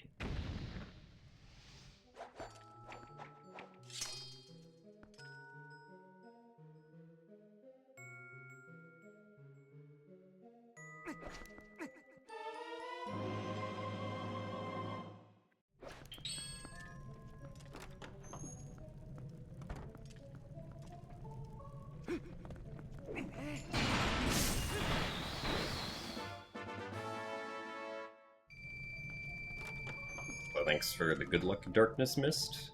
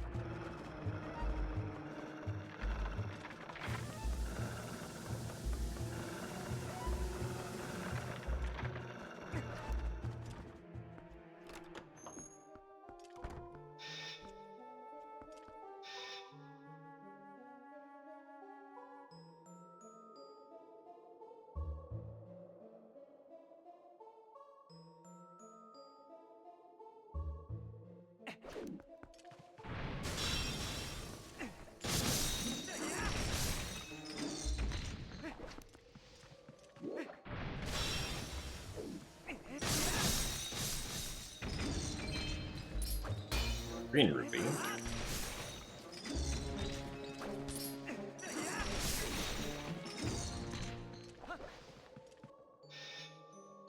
Probably would have been faster for me to just get that red that was right there. Oh well.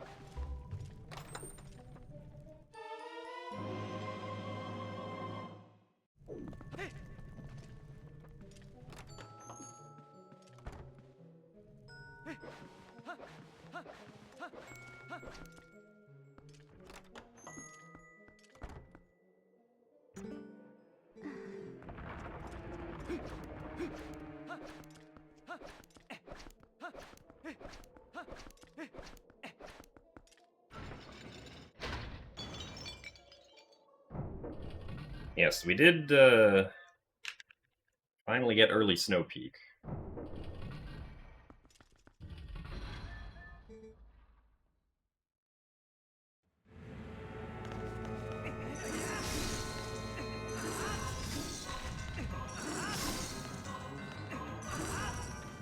Oh no, really? That's not the way I expected the ping-ponging to go. That's not the way I expected it to go either. Oh, thank goodness. Please.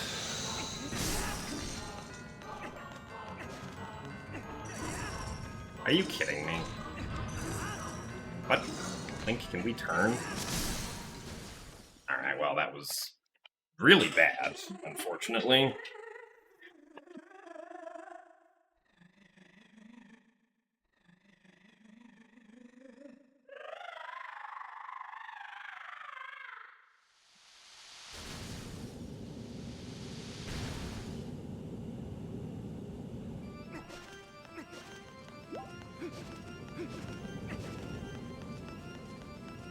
We're gonna lose quite a bit of time here.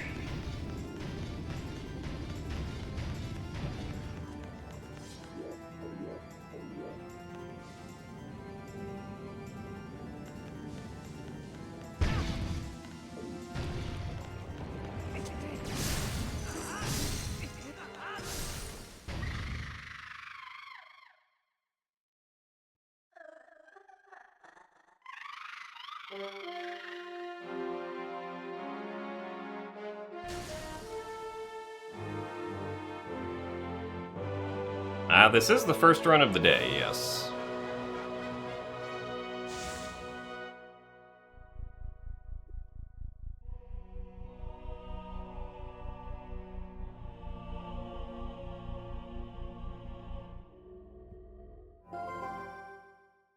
Thanks for the good luck, Nintendo.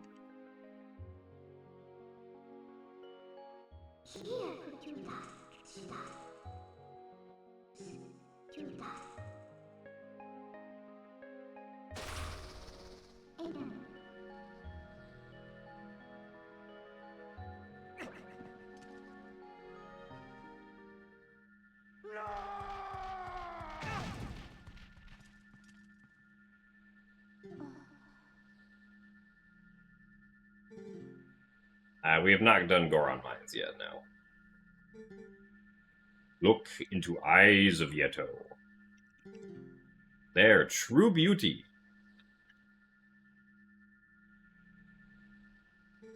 Who need mirror?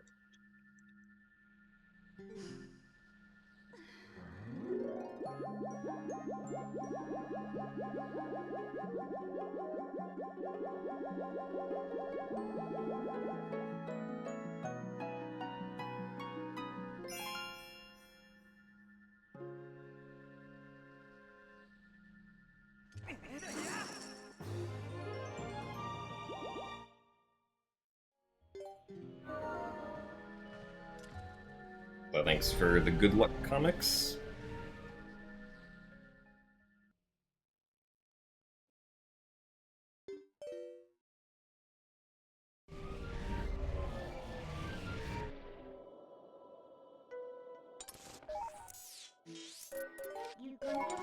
Not going to accidentally warp to Castletown this time.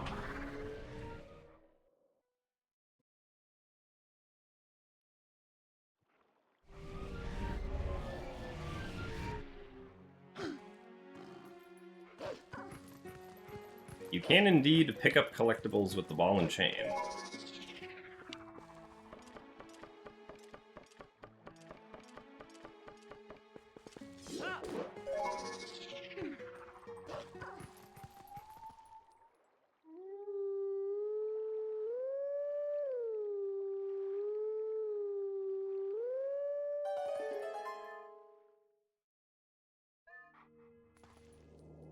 Thanks for the good luck as well, Carlos Raven.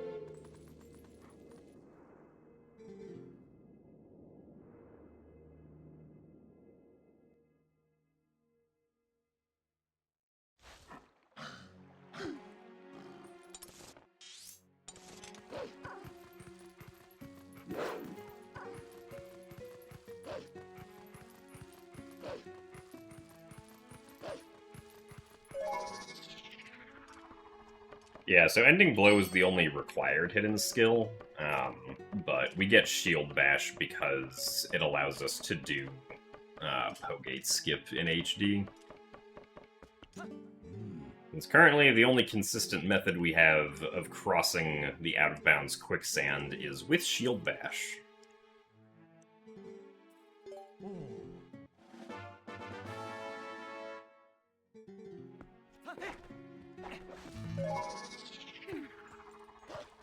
Thanks for the good luck, Novi.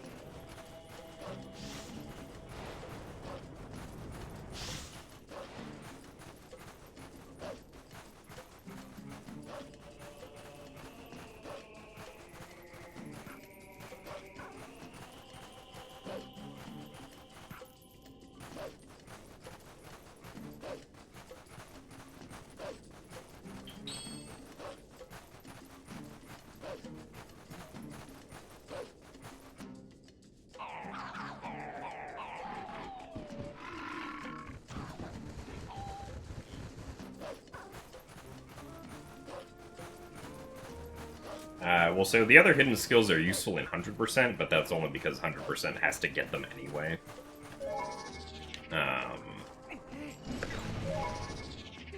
None of the other hidden skills are worth the time investment to get in, like, all dungeons, or glitchless, or anything like that.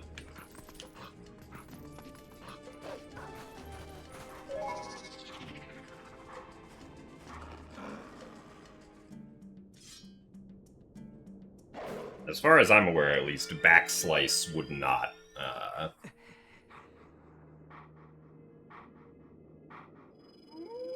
help us in this run at all.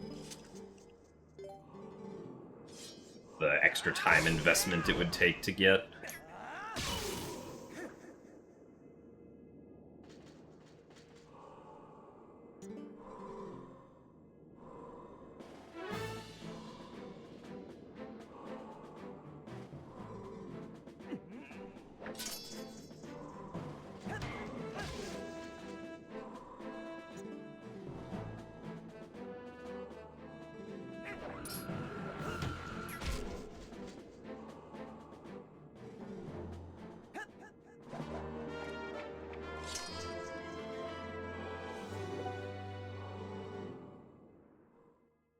Twilight Princess 100% runs do include Cave of Ordeals, yes. But, Cave of Ordeals is only done, at least on GameCube and Wii, because, like, there's a Poe Soul that's on floor 44. So GameCube and Wii only go to floor 44, and then get that Poe Soul, and then get out. On HD, we have to go to floor 50, go through the entire thing, because there's a stamp at the end that's required for the 100% definition.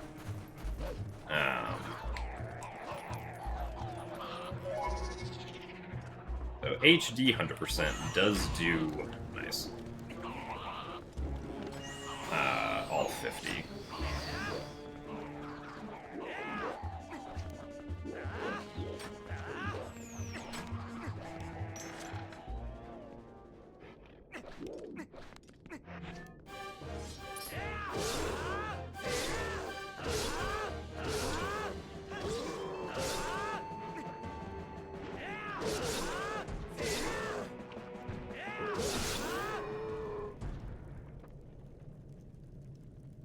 So thanks for the good luck, Miguel.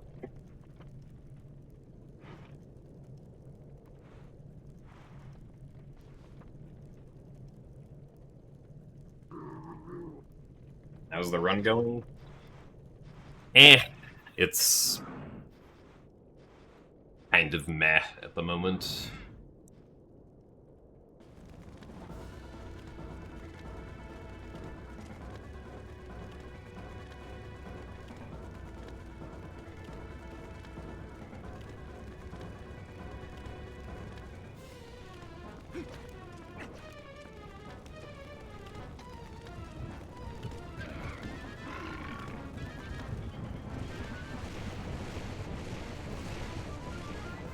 Lost almost 3 minutes to my sum of best, and we're only a little more than 2 hours into the run.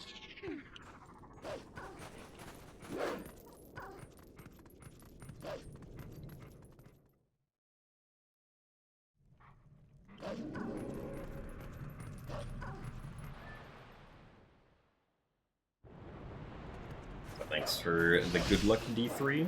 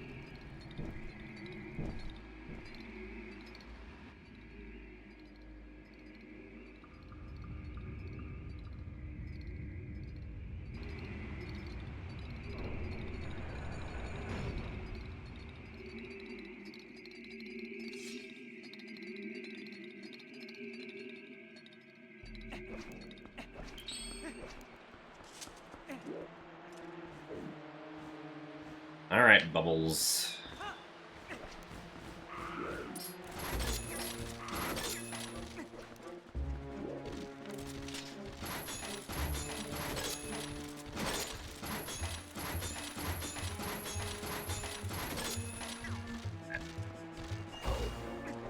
That probably isn't great. Oh, no.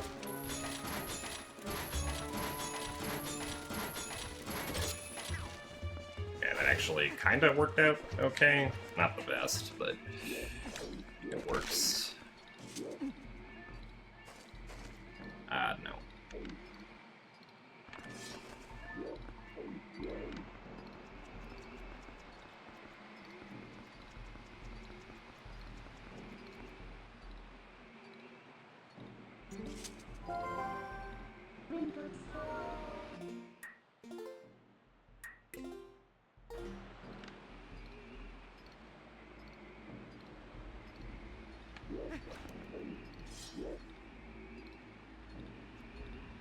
Yeah.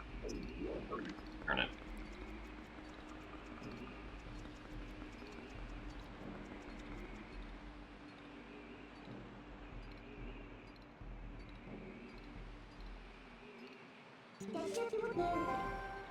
Well, that was dumb.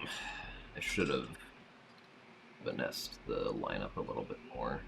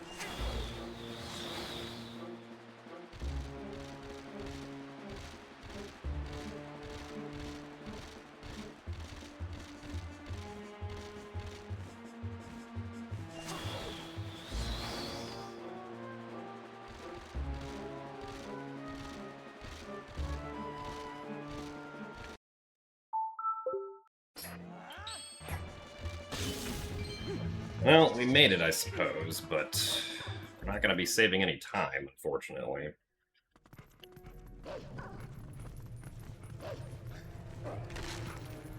I definitely intended to do that.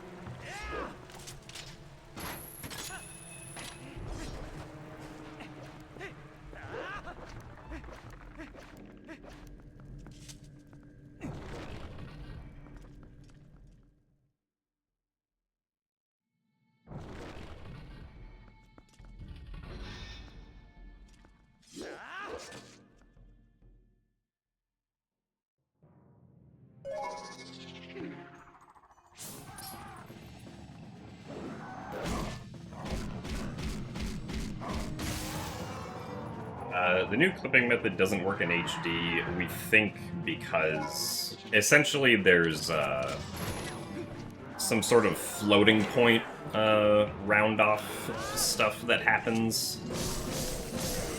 Also, I did that wrong.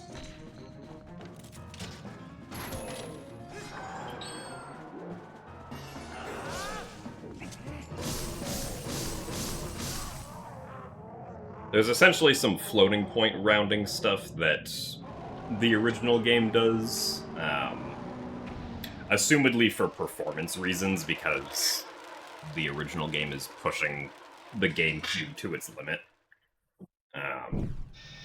But it doesn't seem like the game does that in HD because it didn't need the performance increase that came from doing that in the collision detection code. So, at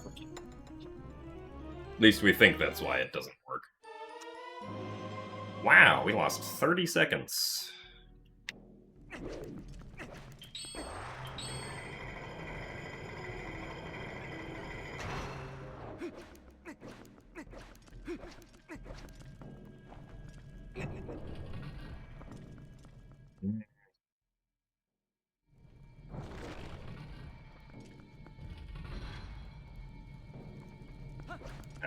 I guess we'll just continue this one.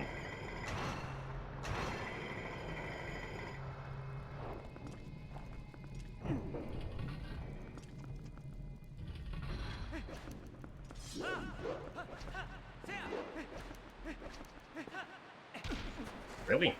I am surprised that didn't work.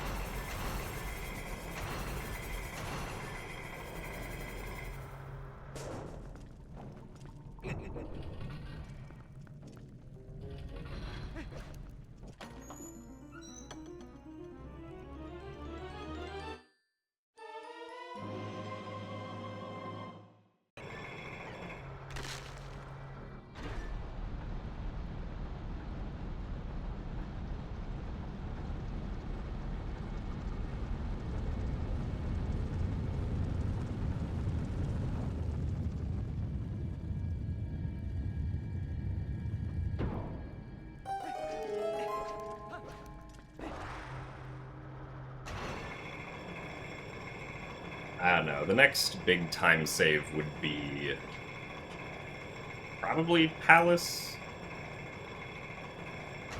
At least as far as potential for time save goes.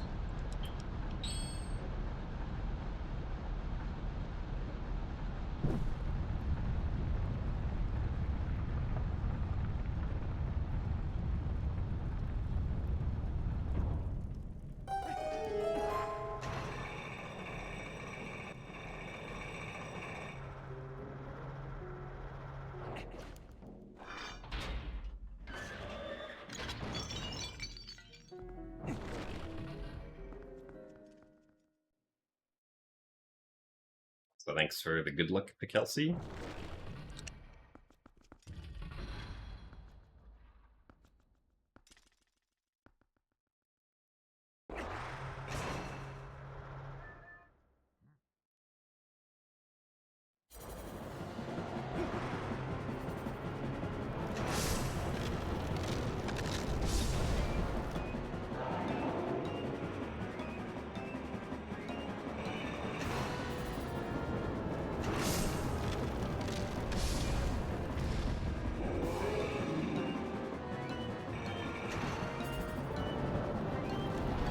I guess we'll try off of this guy. Okay.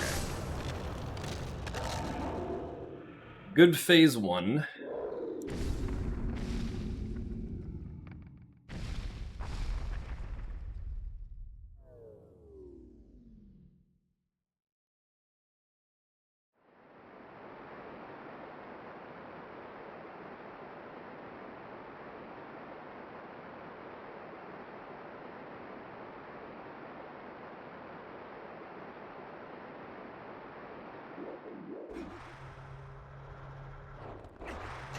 Oh, come on.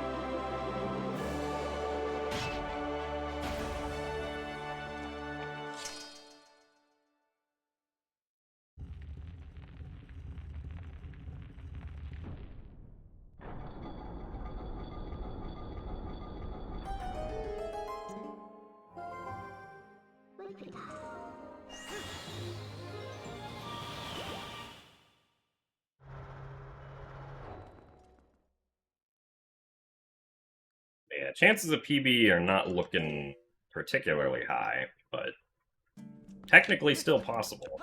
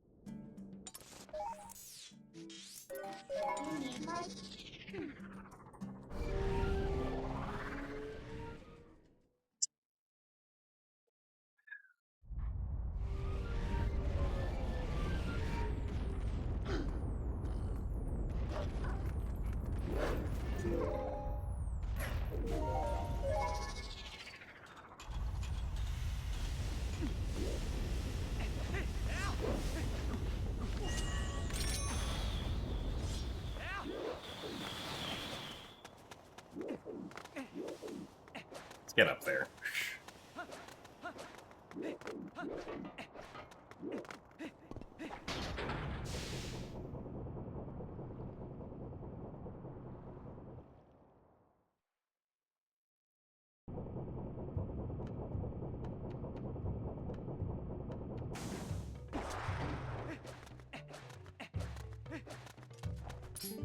Hey.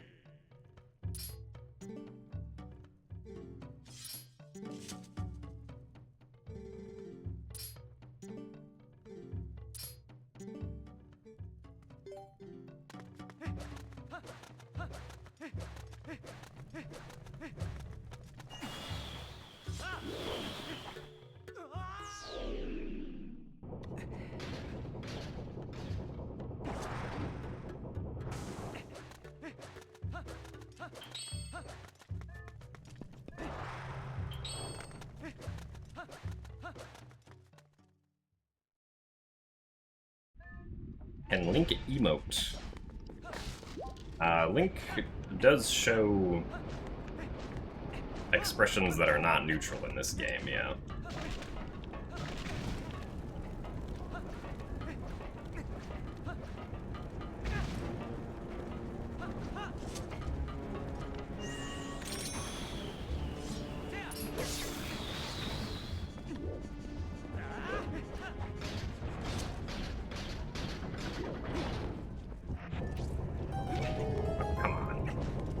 I don't know why sometimes the camera's like not consistent there with where it is after the cutscene.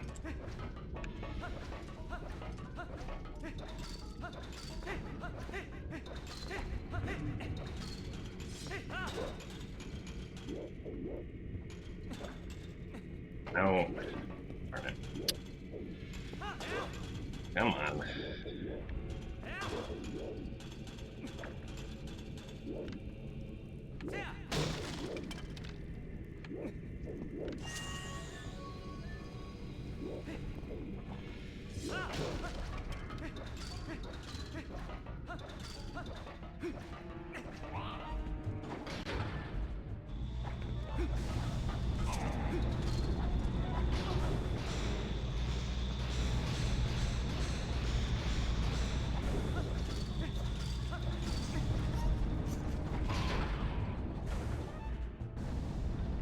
Ah, yes, that was the trick that's called Kitty Climb.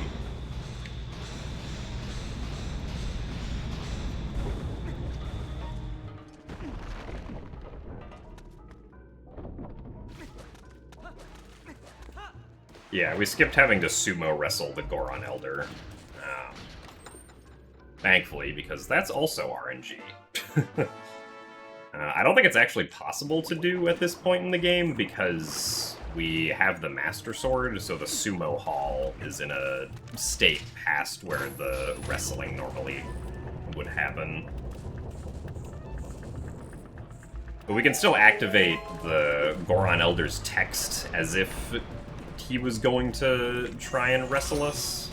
And doing that gets rid of the, like, invisible wall that prevents us from getting into Goron mines without wrestling.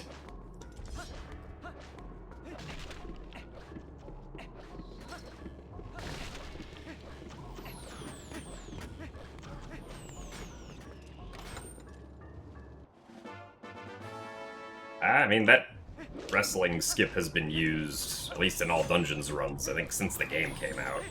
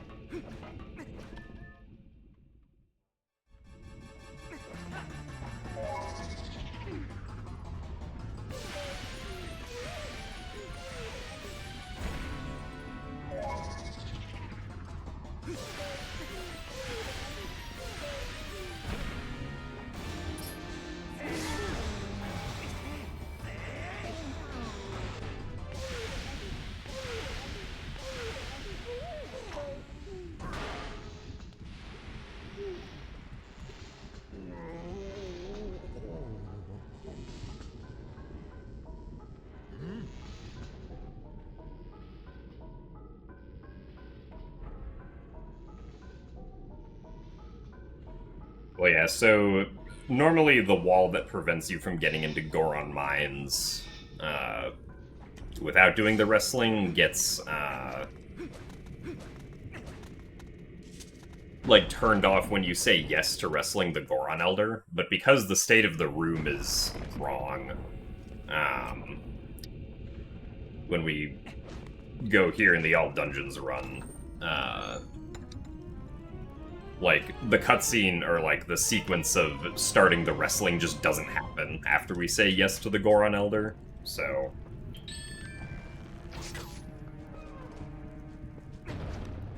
Game still removes the wall, though. Or sets the flag for it. We have to reload the room to actually have it disappear, which is why we void out to respawn.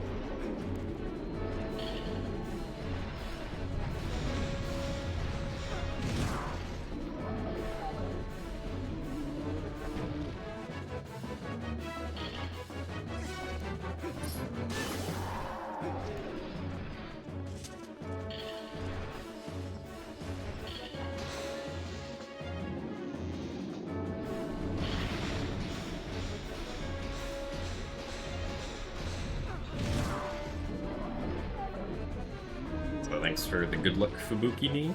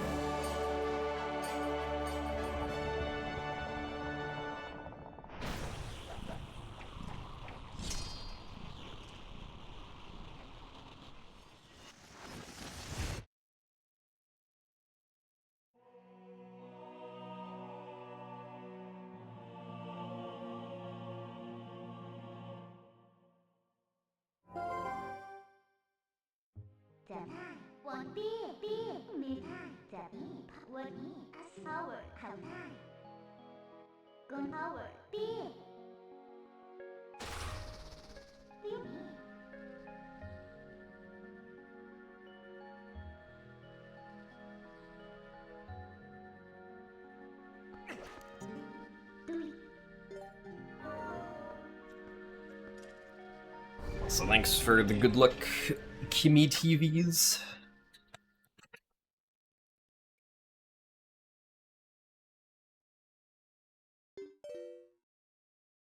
I going for world record? I guess technically, yeah.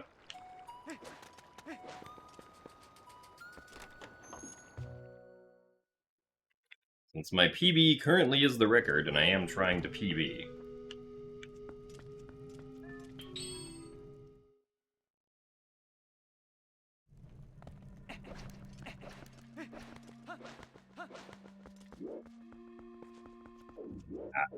Nice. Accidentally missed hitting the L button.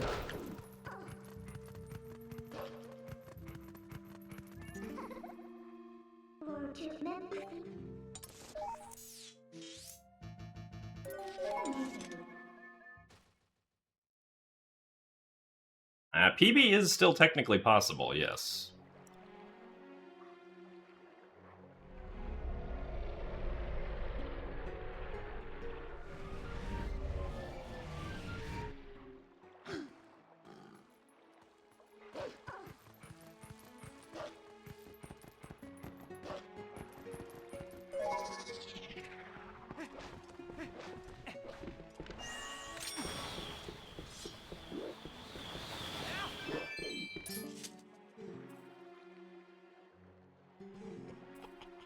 Is it likely? Probably not. But we're gonna try anyway.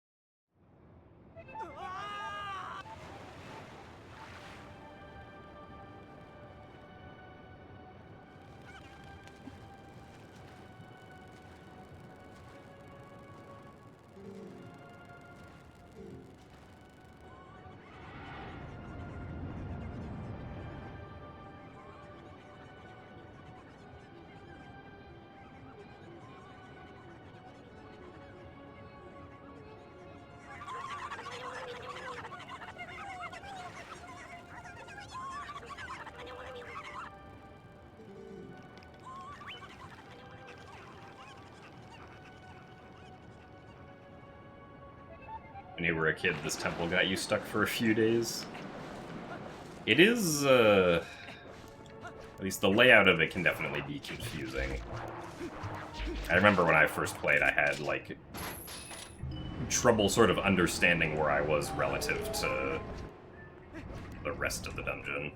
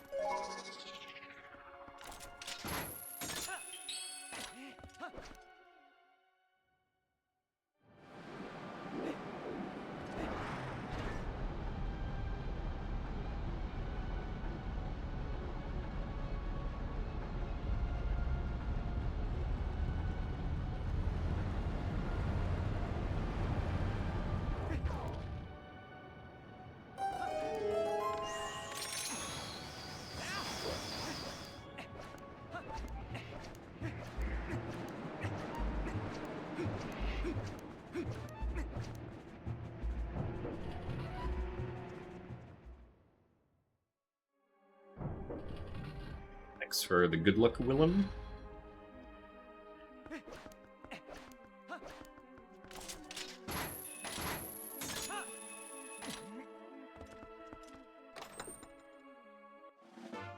Technically, there's still PV potential, yeah. Not very likely PV potential, but...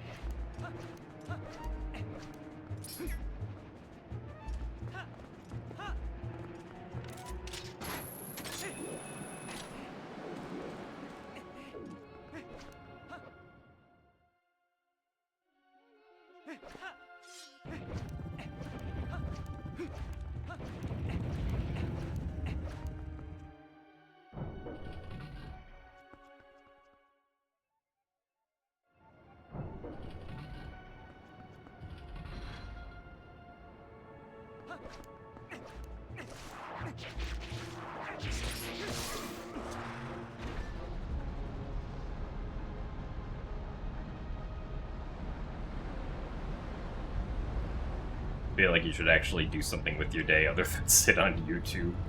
I mean, that's fair. Thanks for the good luck, though, Enmins. We'll see you later.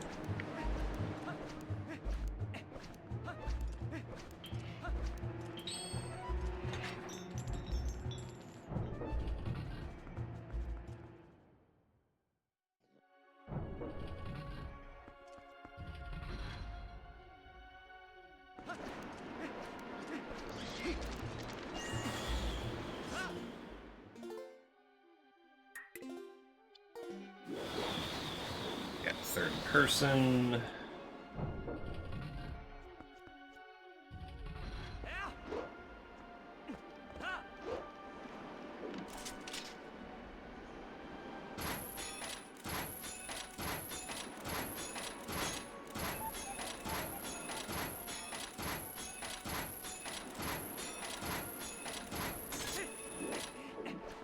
Well, that took way too long to find.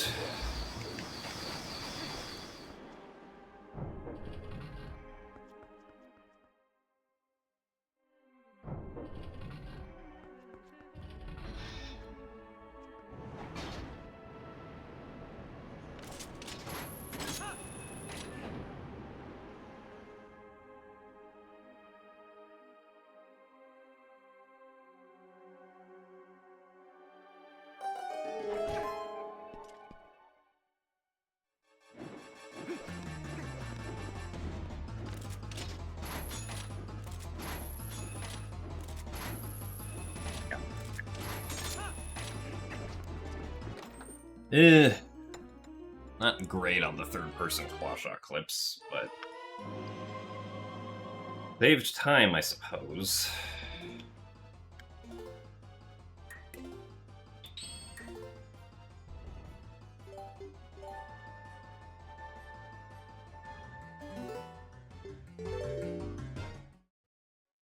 No, displacement clips do not work in TPHD.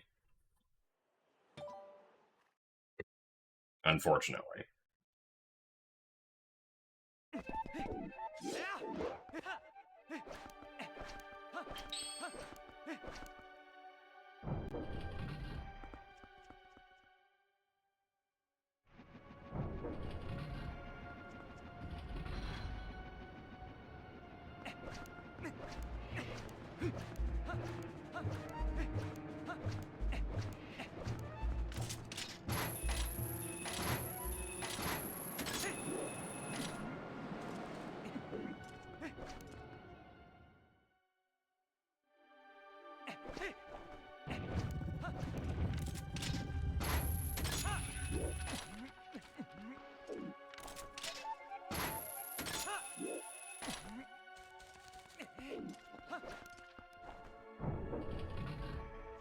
Hello, haha.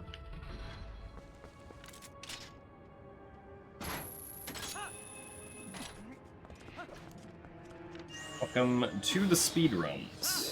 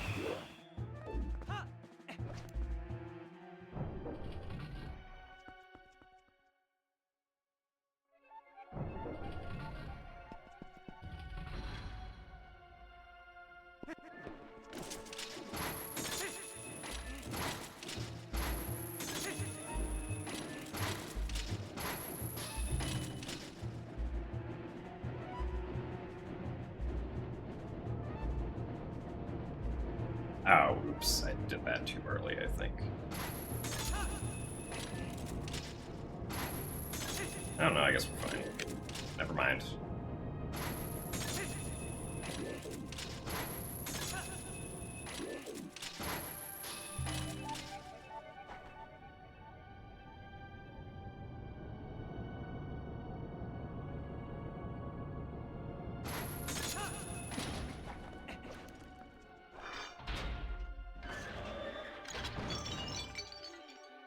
So the reason that we're usually always behind is because, like, basically the first, like, 3 or so hours of my PB is generally very good, right?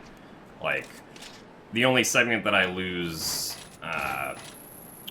any sort of, like, really significant amount of time on in the first 3 hours of my PB is the spinner segment, where I lost, like, 40 seconds to my best.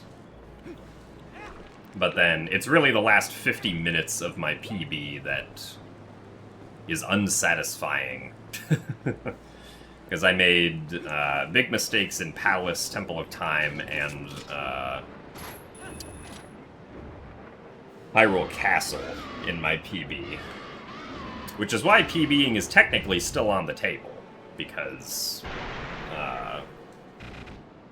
I can still save a lot of time in the last 50 or so minutes of the run.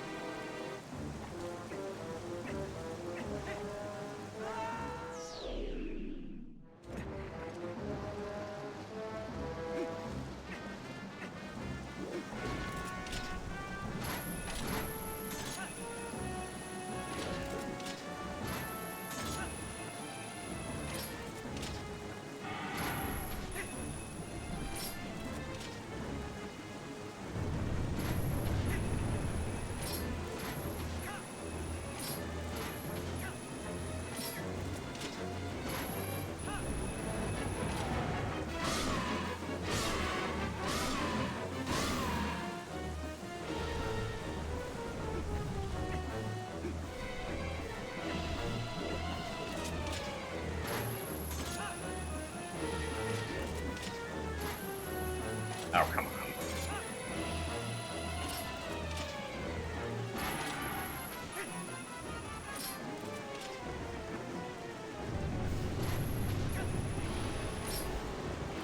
Hello. I would indeed like to keep using the claw shot.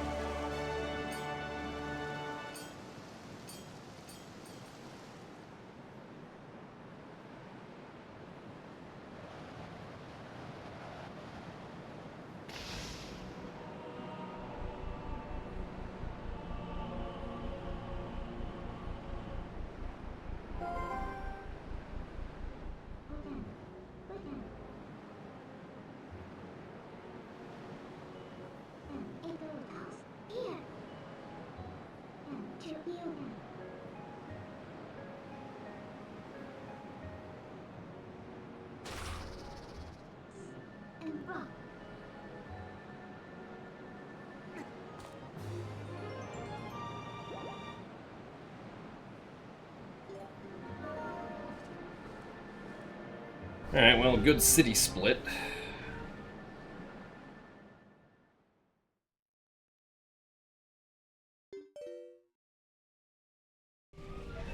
Now we get to see if we can actually play Palace well.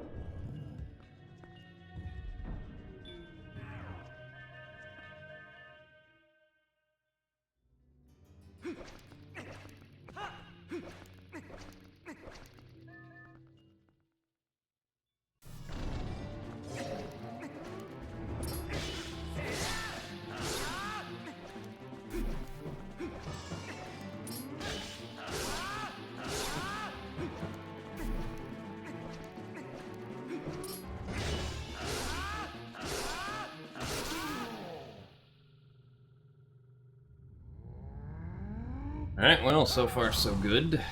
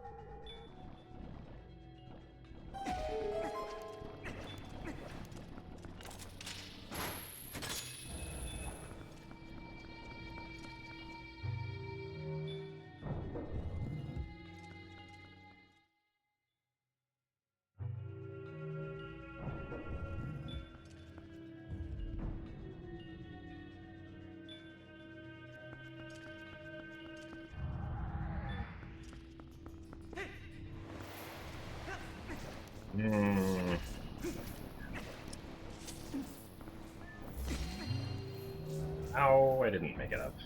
Well. This sucks.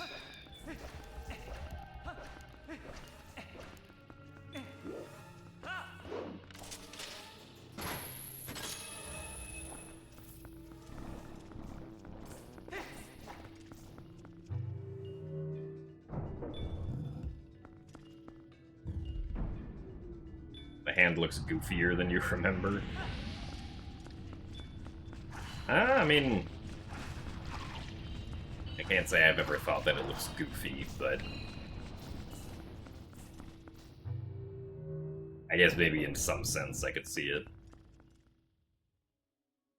So thank you very much, Kasim, for the 43 months of Prime. The message 6-7. Thank you.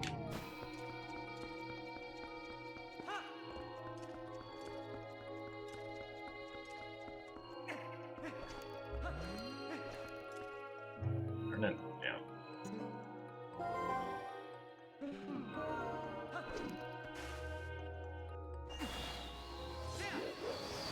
Really?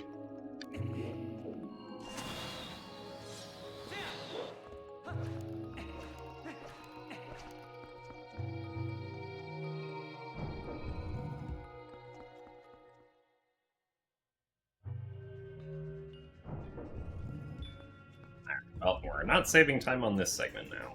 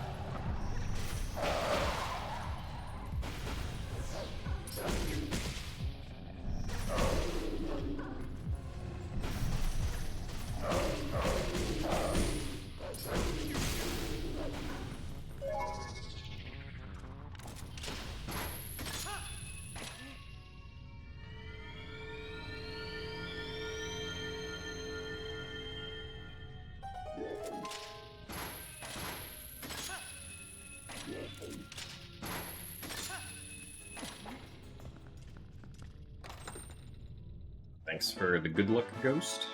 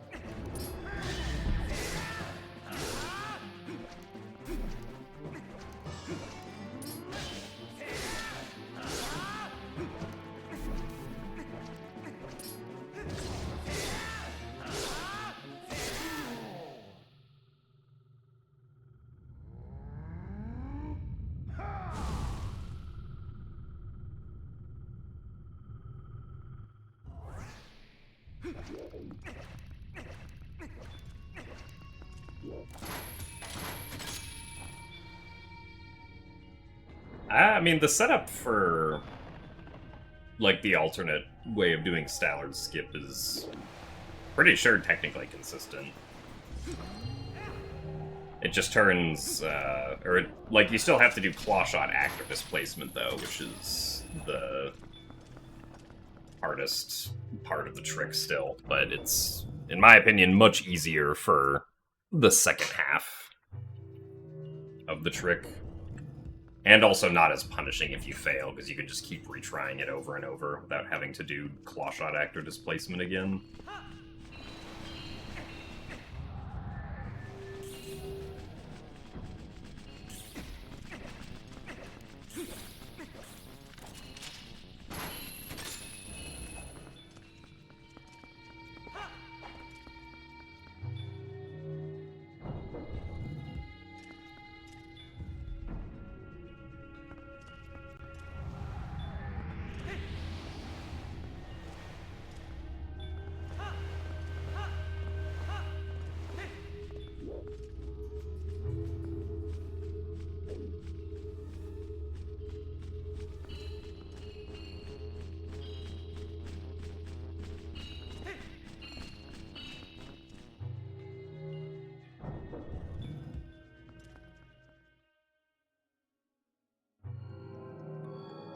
Thanks for the good luck, Orion.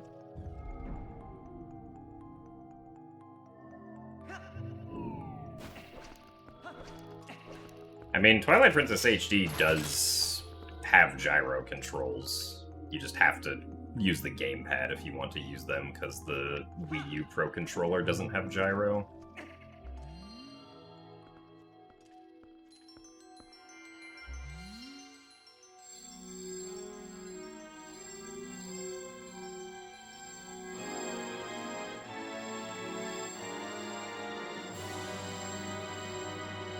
Also, yeah, if you get Zora armor for any percent, you don't need to get bombs anymore.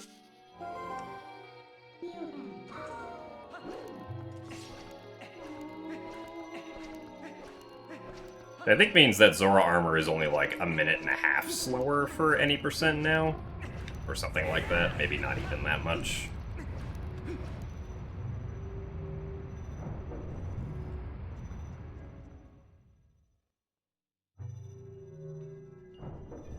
The first time I did a Twilight Princess speedrun was 2014, I'm pretty sure.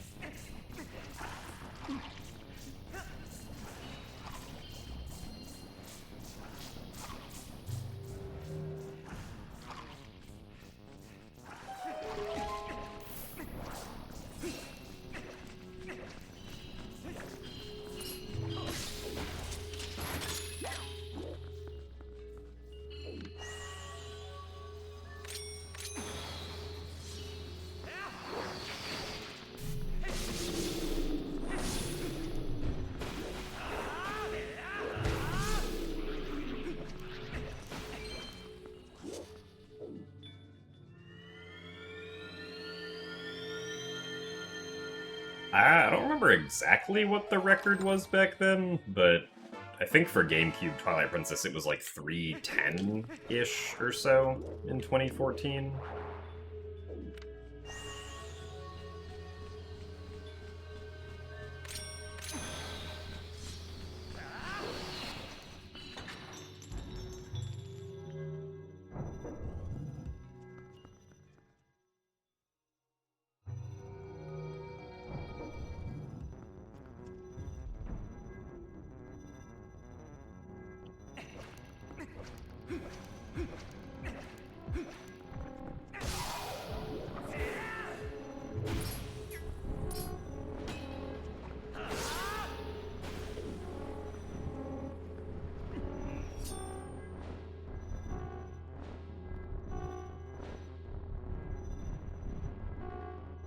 That's really aggressive.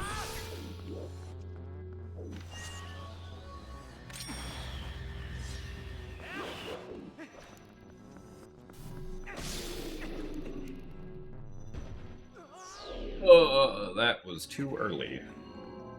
How was that too early?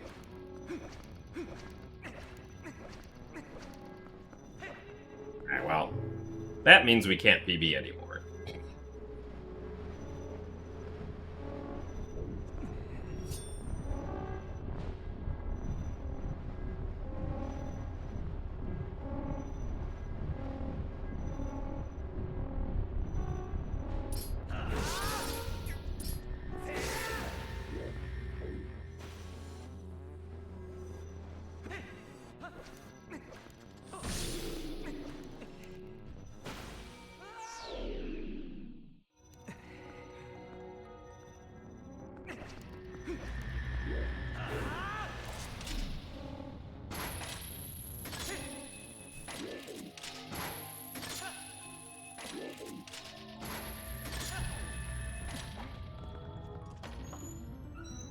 Well, that is very silly.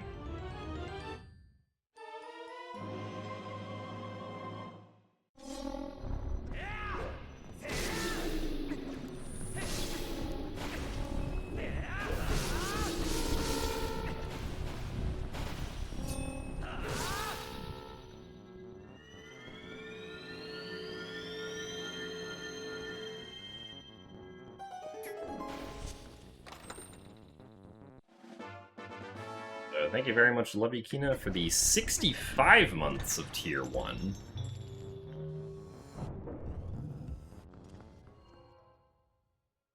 That is a lot of months. So thank you very much for the continued support. Of over 5 years.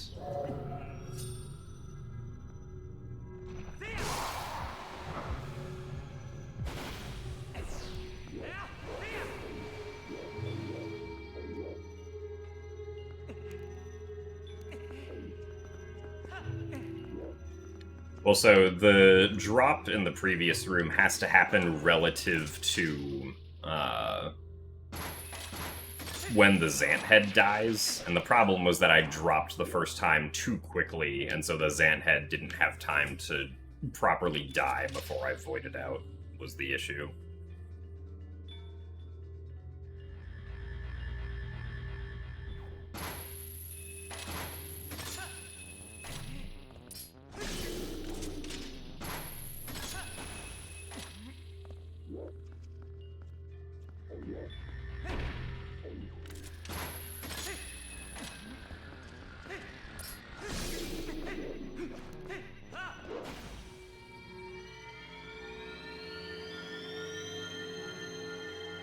Also, hello, Celestial Kitsune. Welcome to a run that probably is not going to PB.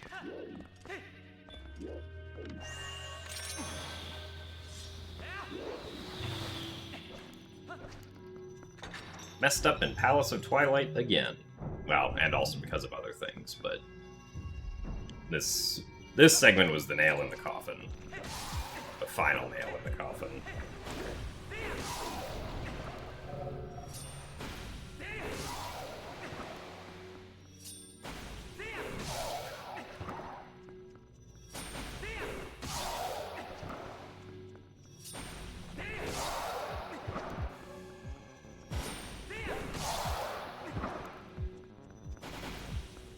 Man, only one heart drop? Only one heart drop it is, I guess.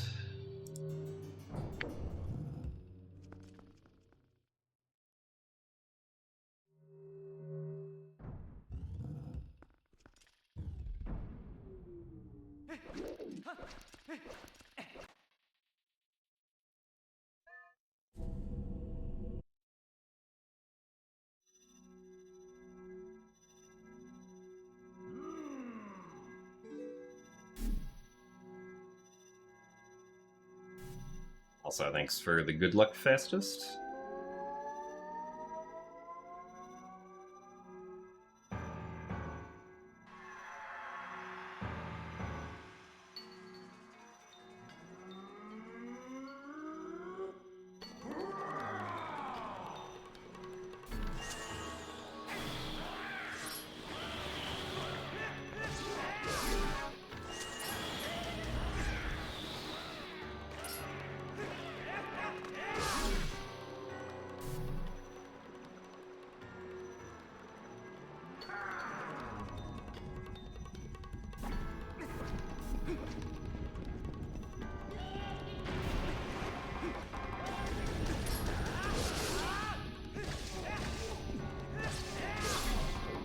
was too early.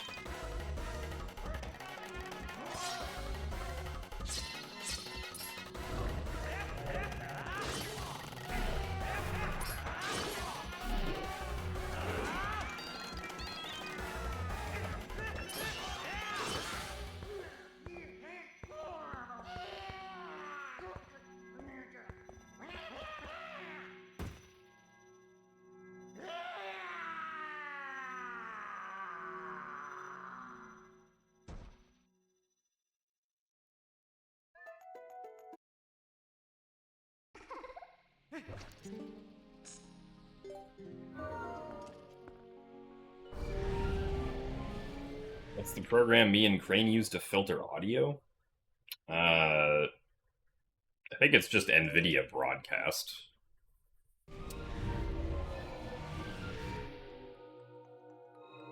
Correctly.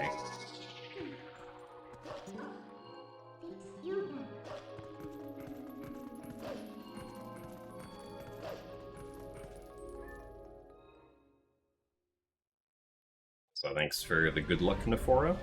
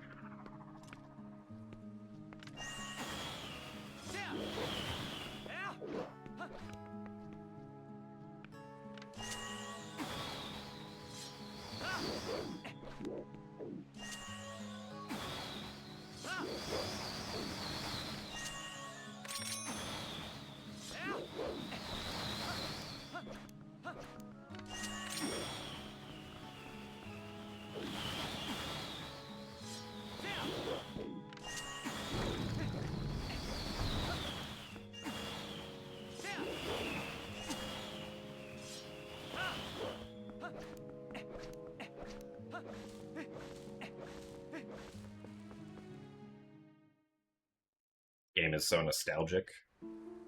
Yeah, it's almost 20 years old, so probably a fair number of people's childhood video game at this point.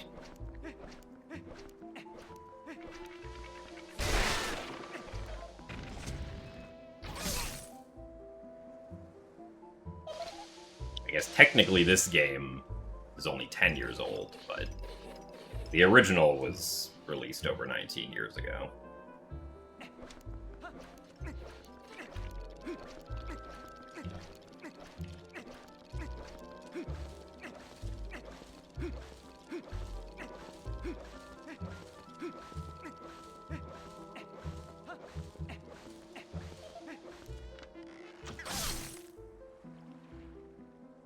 Thanks for the good luck, Silver Skinner.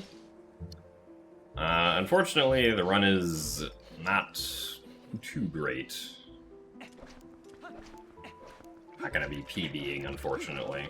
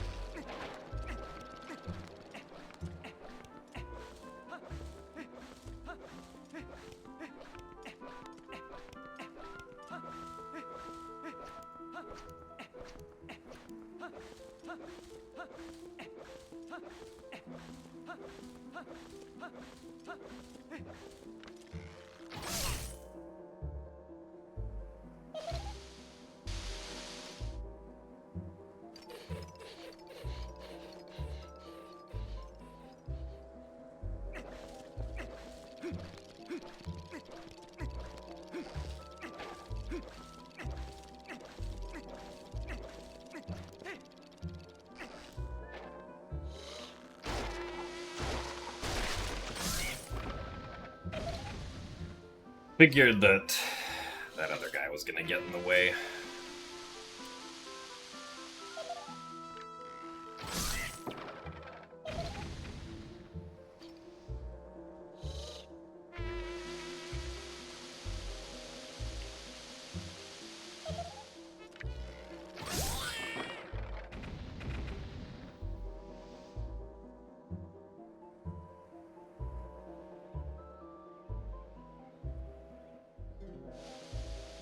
Oh, seems like we ended up dropping quite a few frames there. Wonder what that was all about.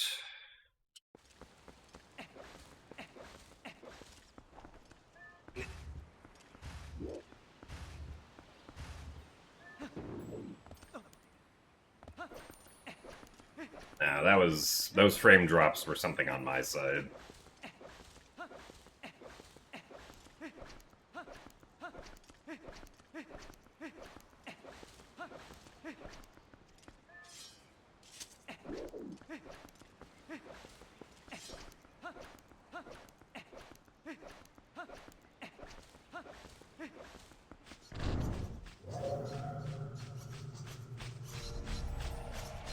Yeah, I mean, no Zelda game is perfect. Personally, for me, I'm not a huge fan of the Twilight sections in the game.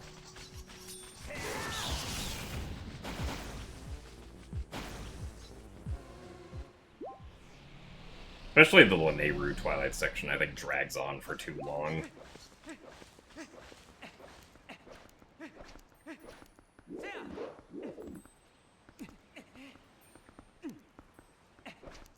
BS is upset about the run. Well, something's upset. Something about my internet is upset, because OBS, apparently only wants to use 1 megabit of upload speed at the moment, so...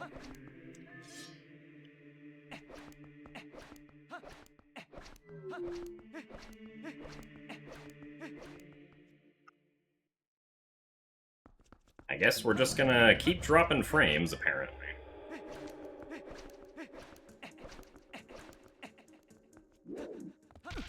Oh, come on. I'm curious if the... it seems like the YouTube stream is fine, so I don't know like, maybe Twitch itself is having some kind of issue.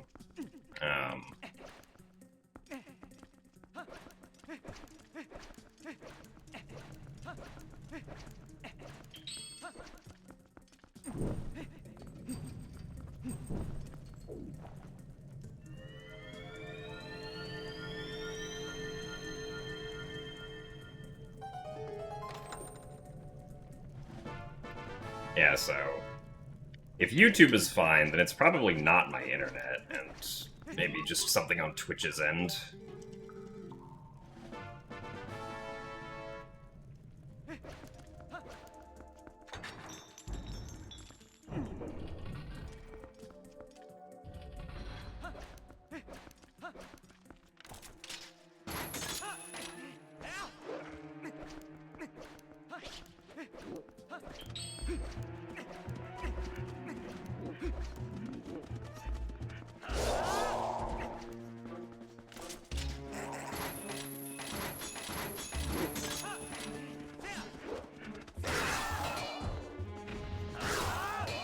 What? You are behind me. Oh, goodness. Please. Wait.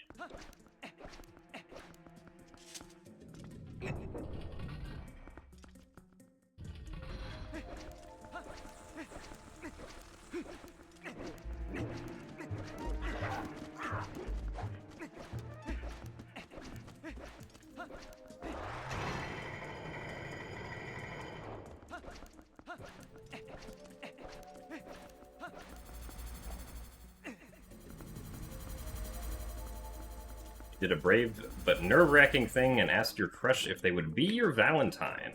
Ah. Well, that definitely can be nerve-wracking. But I commend you for taking action. Even if it resulted in rejection. To which I am sorry about that.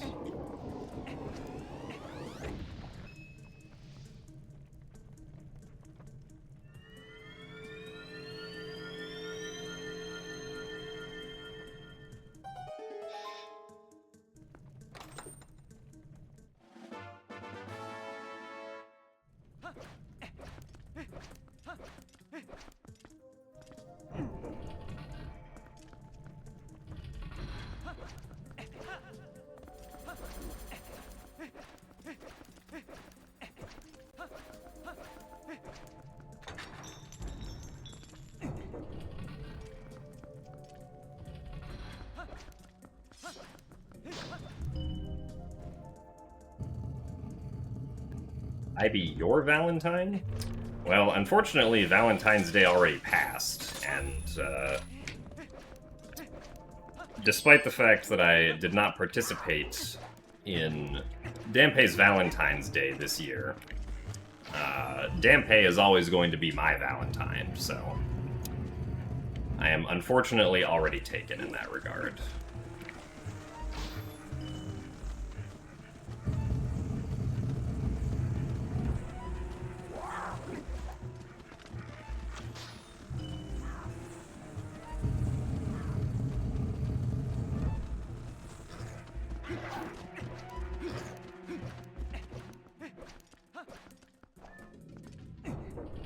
Oh, you're locking me in for next year. I see. Is that how asking people to be your Valentine works these days? Is you have to lock it... You have to lock it in ahead of time as a multi-year contract?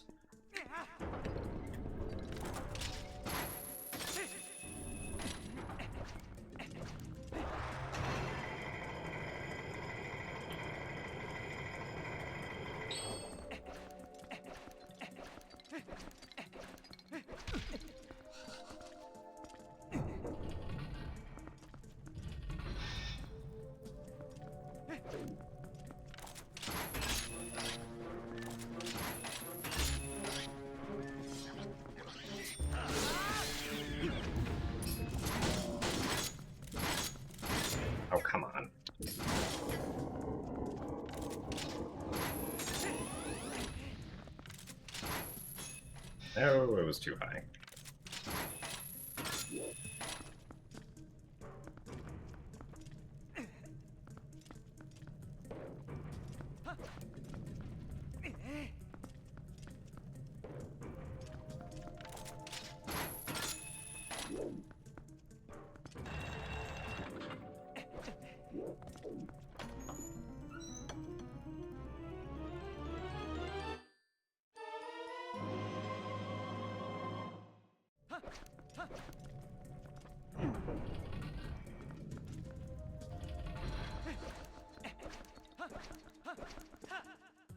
You can book a Valentine's Day with your secretary. Ah. The first available slot is 2034. Well...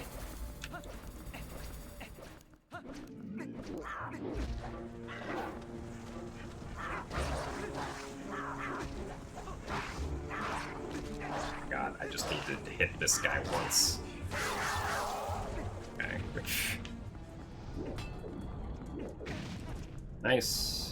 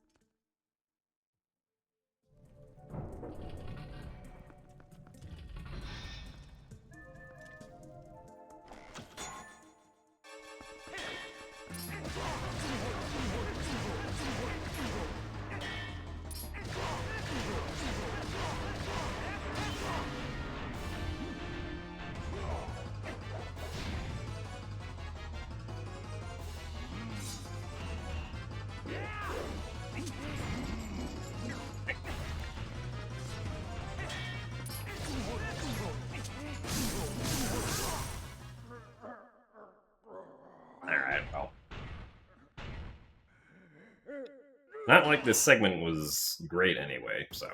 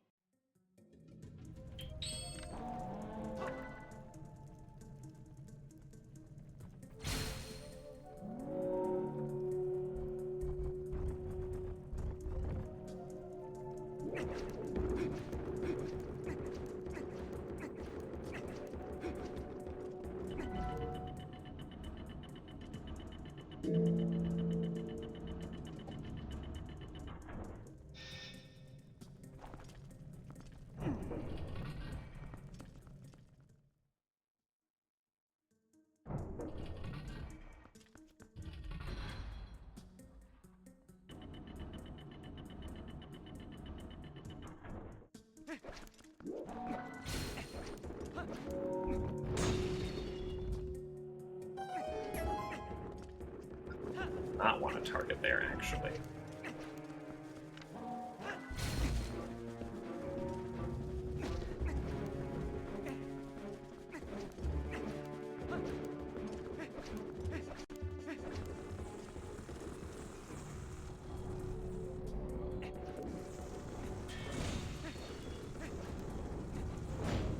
Really?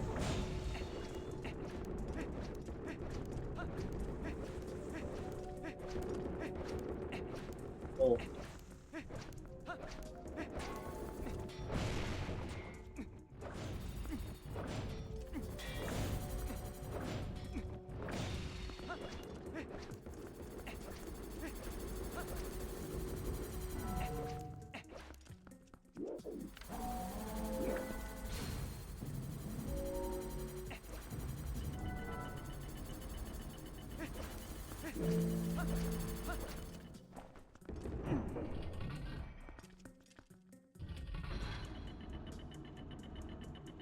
wonder if this dungeon led to the Spirit Tracks mechanic. I mean, we'd already had some dungeons in Wind Waker of, like, lead the friend through the dungeon in some way.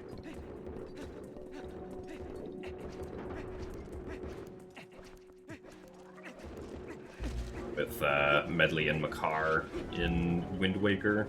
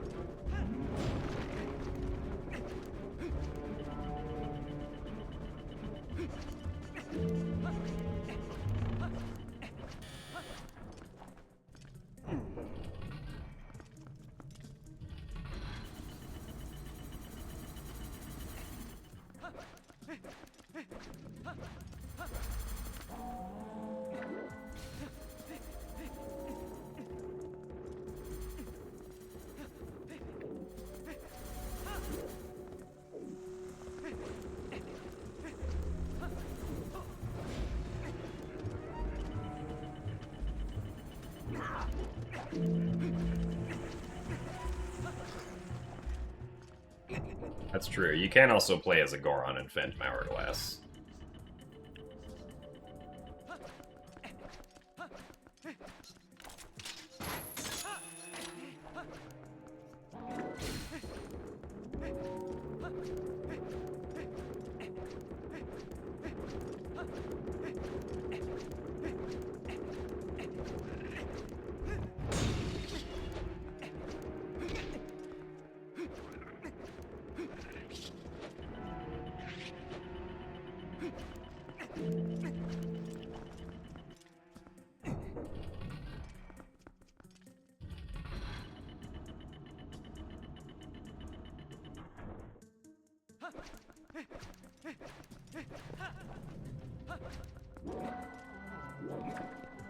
Nice.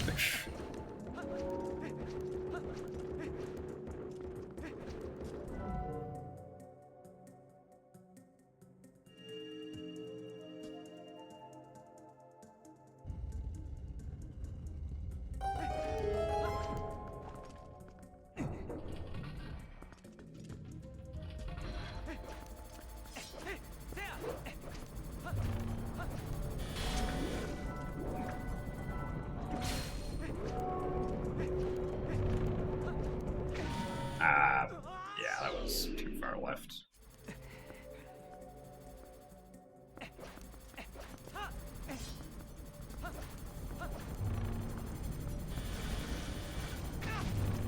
Nice.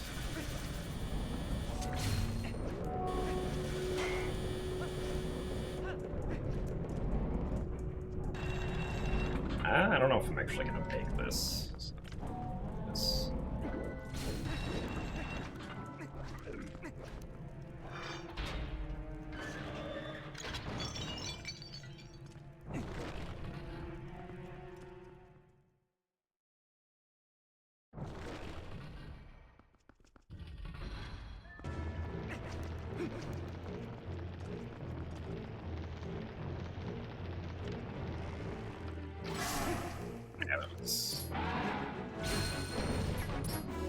What? Oh, I must have bonked. Forgot that that can happen.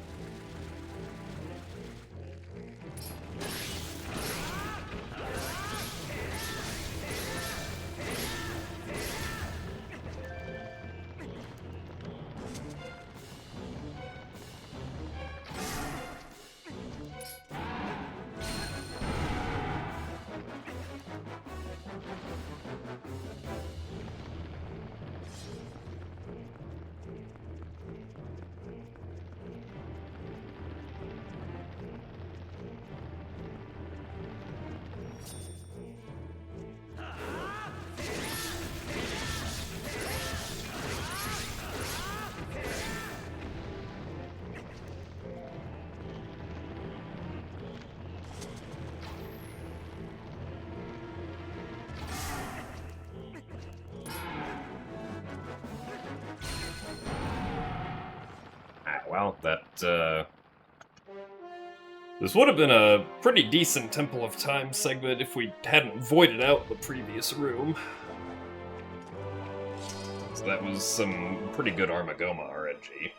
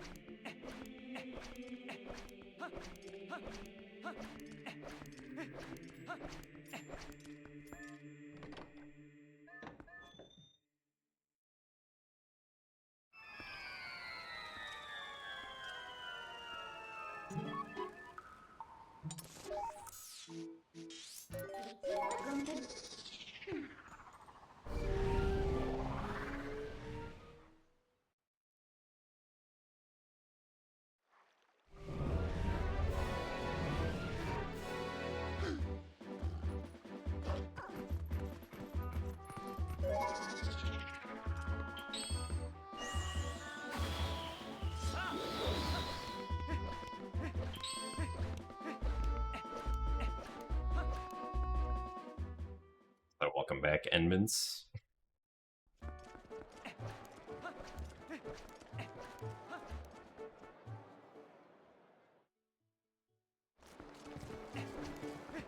We're wearing the Zora armor because we needed to wear it for...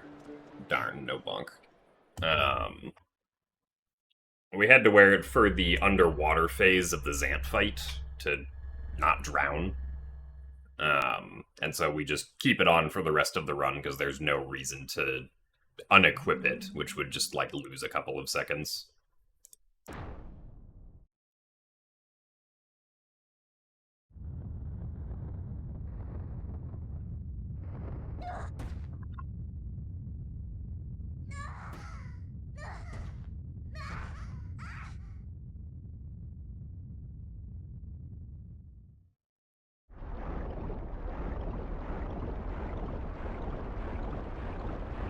Invalid. Reset now. I don't think I will, actually.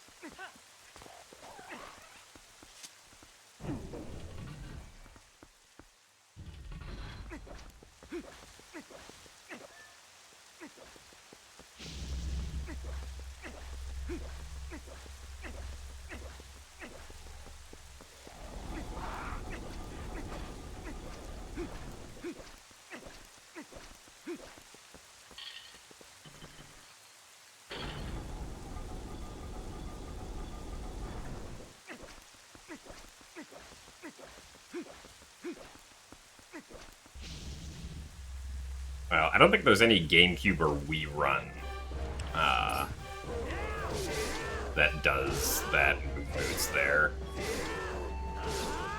that we just did. Really?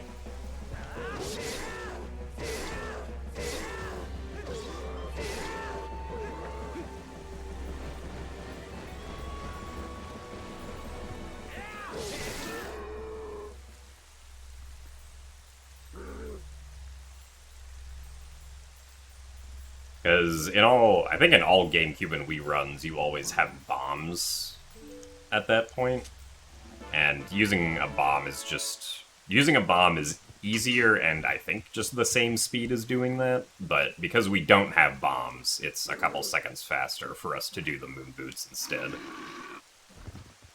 In HD, any percent in all dungeons.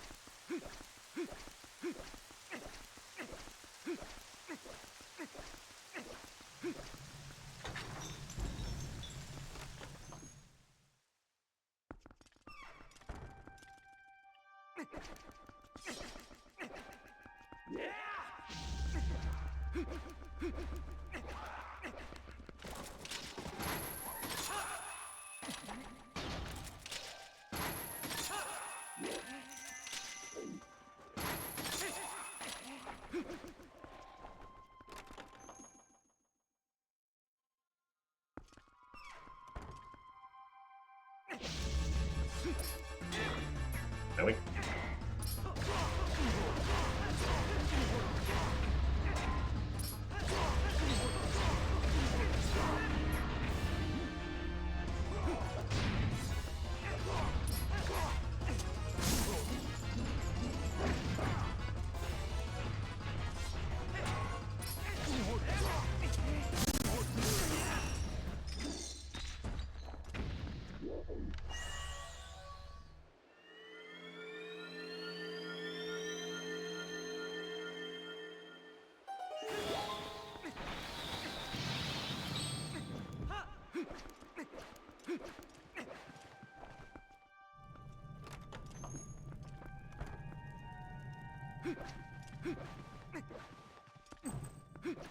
Nice. Good miss.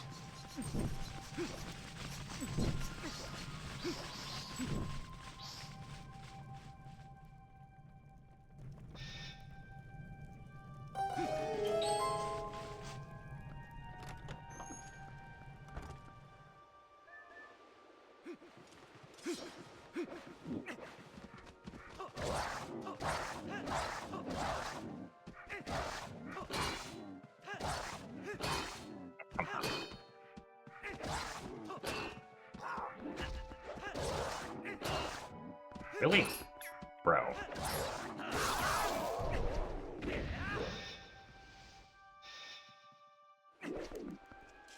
Surprised that that other one kept blocking me after I got a hit in on it. Oh well.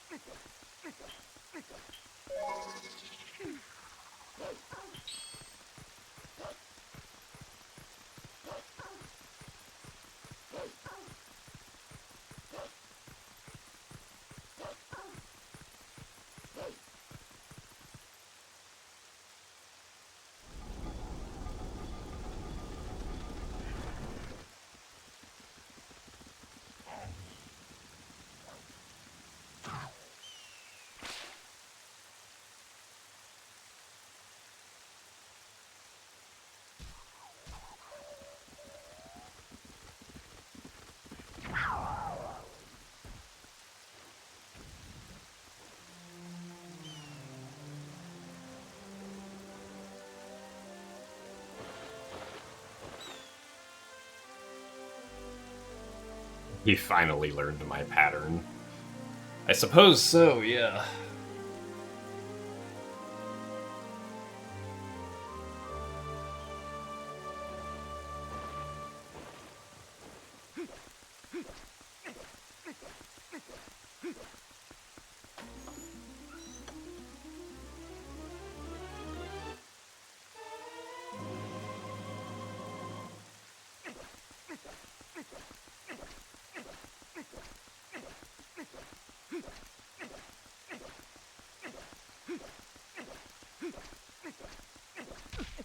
Nice.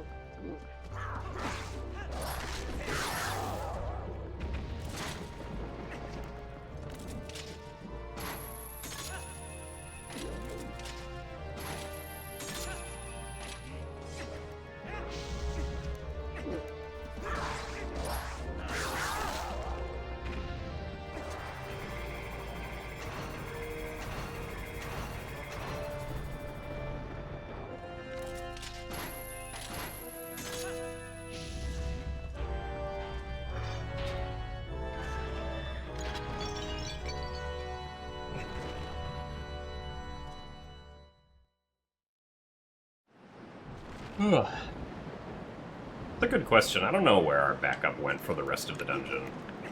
I guess presumably they're not going to help you fight Ganondorf, which is really the only thing that happens after that point, so...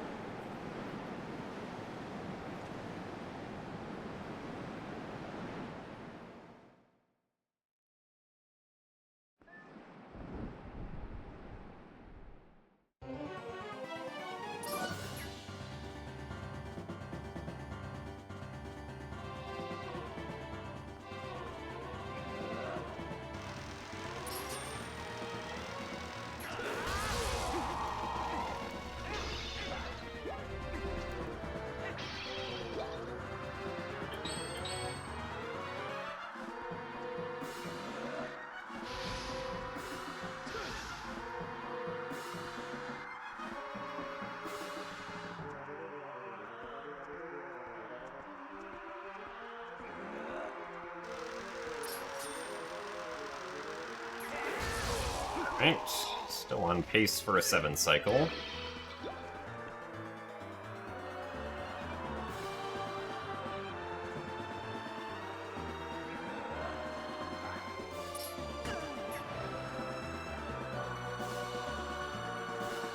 Someone should mod the game so Trill appears as part of the backup. That would be very good. Trill just comes in and pecks both of the Bulblin archers to death.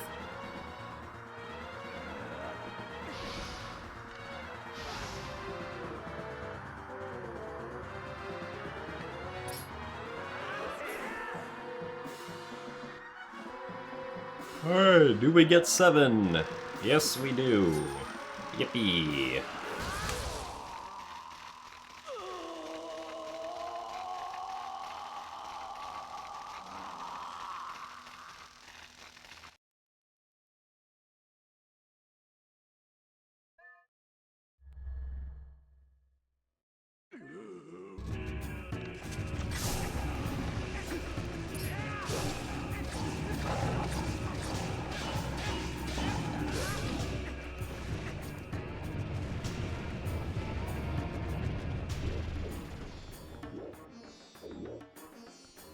Hello, welcome to the stream, Xander.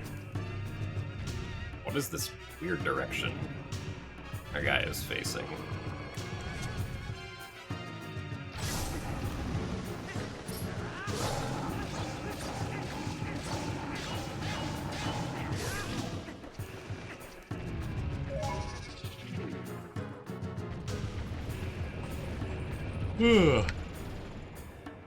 I am tired.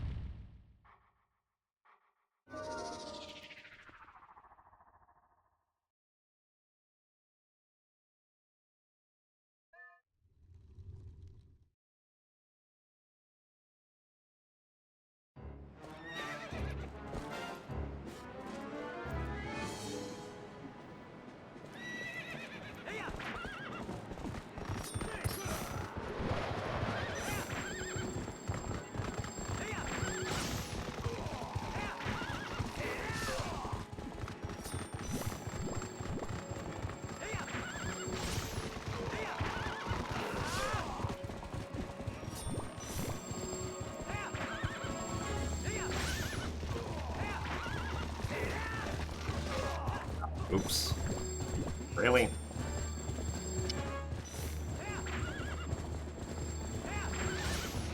Ah, well, that's dumb.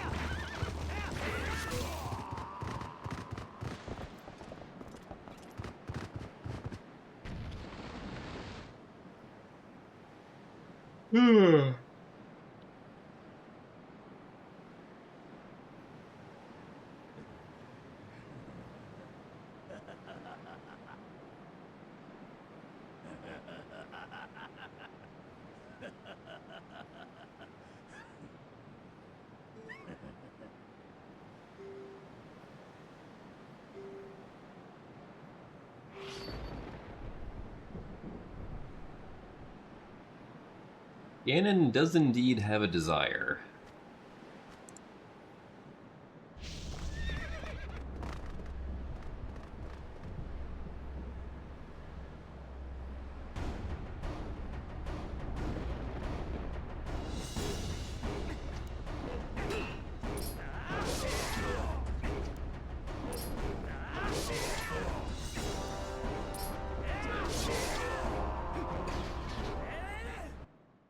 Oh, hey, look at that. We saved 40 seconds because we didn't get bad Puppet Zelda RNG. Alright, well... Unfortunate that we did not PB, but... we did finish another run, which is always good. I once again lost a lot of time in Temple of Time.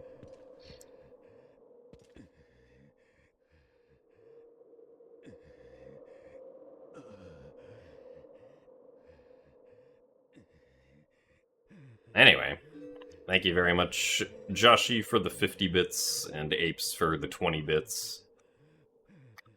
And thank you all for the GGs. So because tomorrow is Tuesday, there will be no stream tomorrow, so...